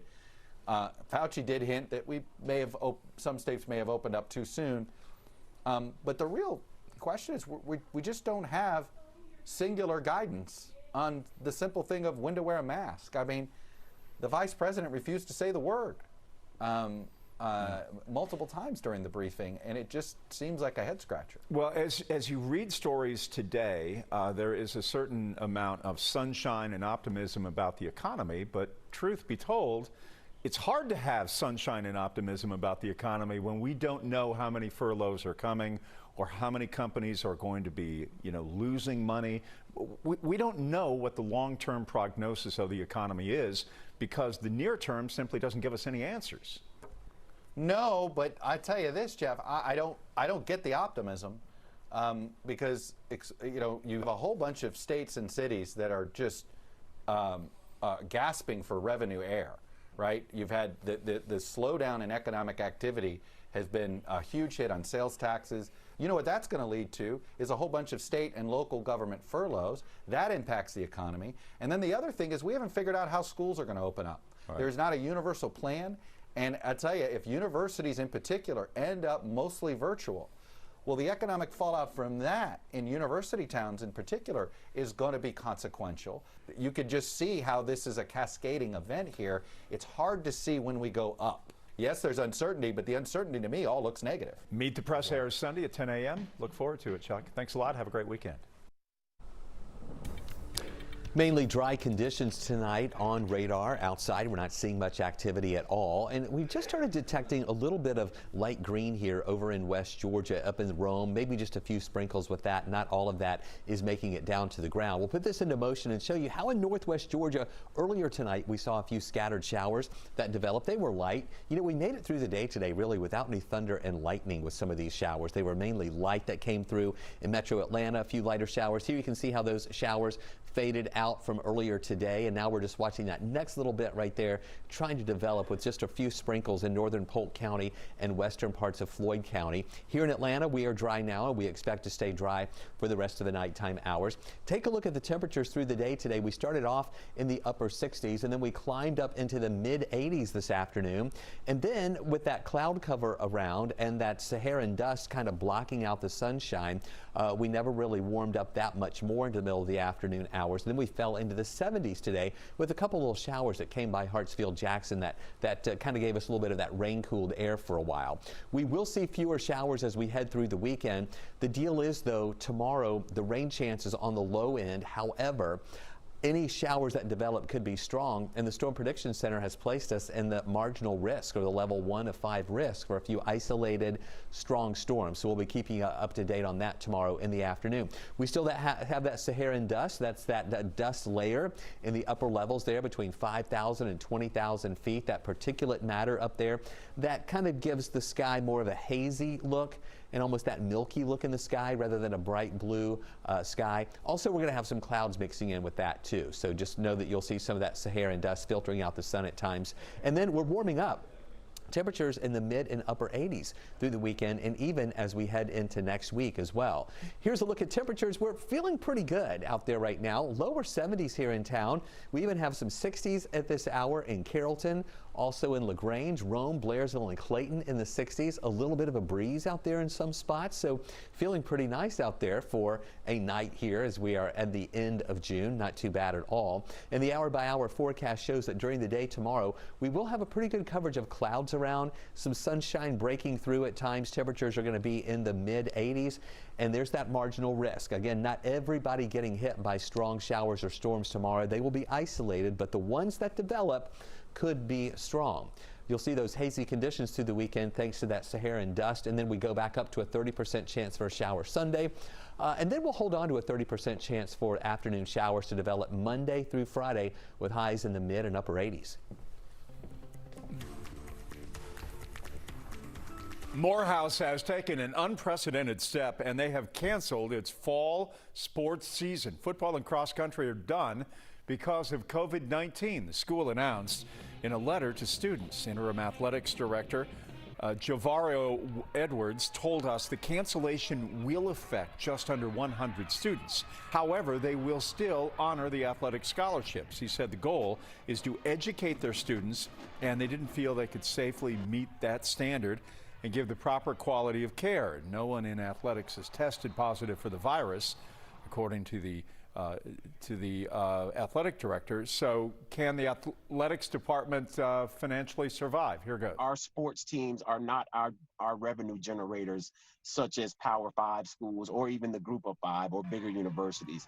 We don't depend on sports necessarily as a revenue generator. Yes, we will miss some of the revenue from some of the games that we had lined up, but we will survive it because we'll be able to, save some money on the other end from travel and operating and things of that nature.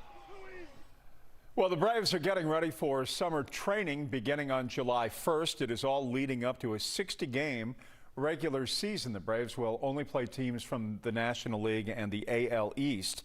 The Braves won the National League East the past 2 years. Last year, they won 33 games in the first 60 games. The year before that, 36 games, not exactly a fast start, but everybody will be in the same boat this year. Catcher Tyler Flowers said it will greatly affect how the games are managed and ramp up the intensity.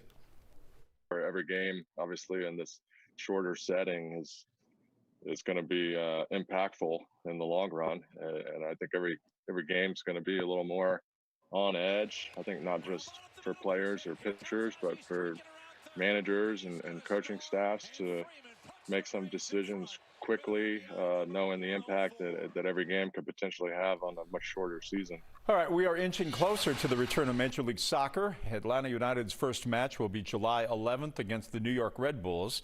Atlanta is in Group E, where they will also face Cincinnati and Columbus. The team has been training despite 2 COVID-19 positive tests last week and trying to get in game shape. Brooks Lennon says the team is putting in the work. We've been training really hard here in Atlanta. We've been doing a couple of double sessions, so we're getting fit for sure. It's only a couple weeks away, which is pretty crazy. It's coming quick, but we're ready. The NBA tested all 302 players who are participating in the restart in Orlando. 16 players tested positive. Those players will have to quarantine, and they will be cleared in about a month. So the figure is that they should be ready for the season, but it continues to be a vexing problem trying to figure out how to keep everybody healthy. All right, we'll take a break right after this.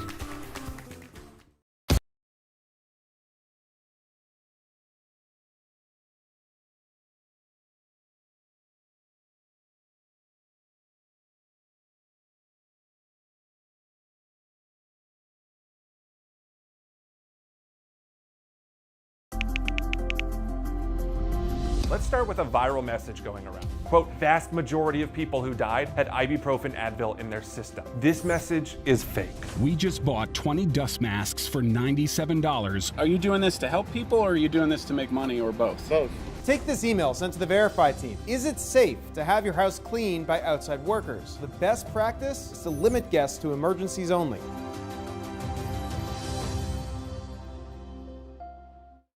We know things are changing every day, but we're here with you. Continuous COVID-19 coverage during prime time. We're committed to giving you facts, not fear. On 11 Alive News Primetime, weeknights from 8 to 11 on WATF. There are everyday actions to help prevent the spread of respiratory diseases. Wash your hands. Avoid close contact with people who are sick. Avoid touching your eyes, nose, and mouth. Stay home when you are sick. Cover your cough or sneeze. Clean and disinfect frequently touched objects with household cleaning spray. For more information, visit cdc.gov/COVID-19. This message brought to you by the National Association of Broadcasters and this station.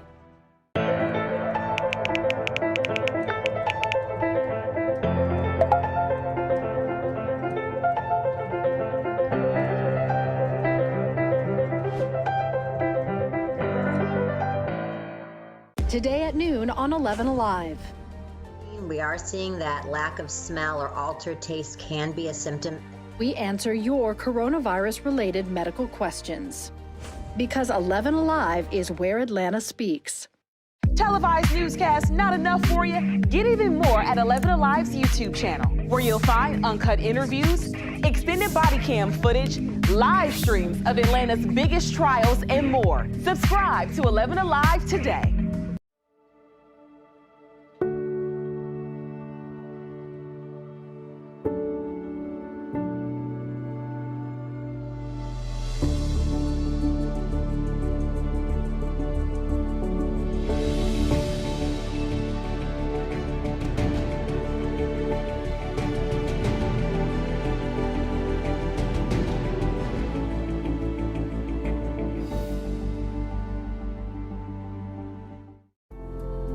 In times of great uncertainty, some things become more clear. The things we take for granted, the people we depend on daily. Here at 11 Alive, we'd like to say thank you. First responders, medical staff, sanitation workers, truck drivers. We're going to see a low rain chance tomorrow, about a 20% chance for a few showers. Hazy skies thanks to that Saharan dust layer in the upper levels, highs near 87. We're up to a 30% chance for a shower in the afternoon Sunday with highs near 88. And then next week, pretty much partly cloudy skies each and every day. And then in the afternoons, we'll have about a 30% chance for some scattered showers to develop. And high temperatures are going to be warm each day, really close to where we should be for this time of year in the mid and upper 80s. All right, that's it. Thanks for watching 11 Alive Prime Time this week. We appreciate it. Switch over to 11 Alive now for Up Late. Remember, the news continues all the time online at 11alive.com. We hope you have a great evening and a great weekend, and we have you covered all weekend long right here at 11 Alive and the Big 36. 5 News Primetime, weeknights from 8 to 11 on WATF. There are everyday actions to help prevent the spread of respiratory diseases. Wash your hands. Avoid close contact with people who are sick. Avoid touching your eyes, nose, and mouth. Stay home when you are sick. Cover your cough or sneeze. Clean and disinfect frequently touched objects with household cleaning spray. For more information, visit cdc.gov/COVID-19. This message brought to you by the National Association of Broadcasters and this station.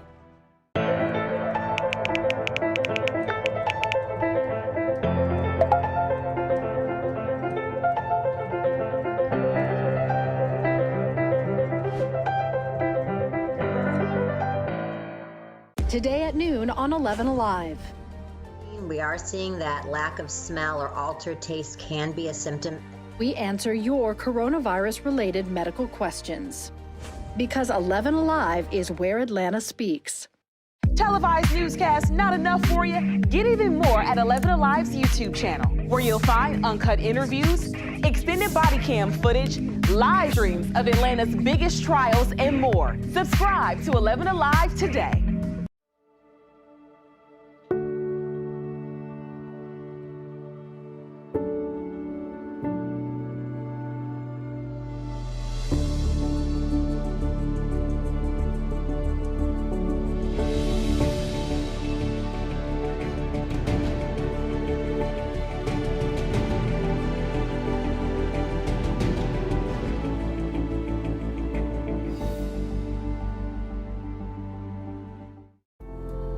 In times of great uncertainty, some things become more clear. The things we take for granted, the people we depend on daily. Here at 11 Alive, we'd like to say thank you. First responders, medical staff, sanitation workers, truck drivers, postal workers, and every brave Georgian doing their part to make a difference. We see you, we hear you, and we appreciate all that you do. Let's start with a viral message going around. Quote, vast majority of people who died had ibuprofen Advil in their system. This message is fake. We just bought 20 dust masks for $97. Are you doing this to help people or are you doing this to make money or both? Both. Take this email sent to the Verify team. Is it safe to have your house cleaned by outside workers? The best practice is to limit guests to emergencies only.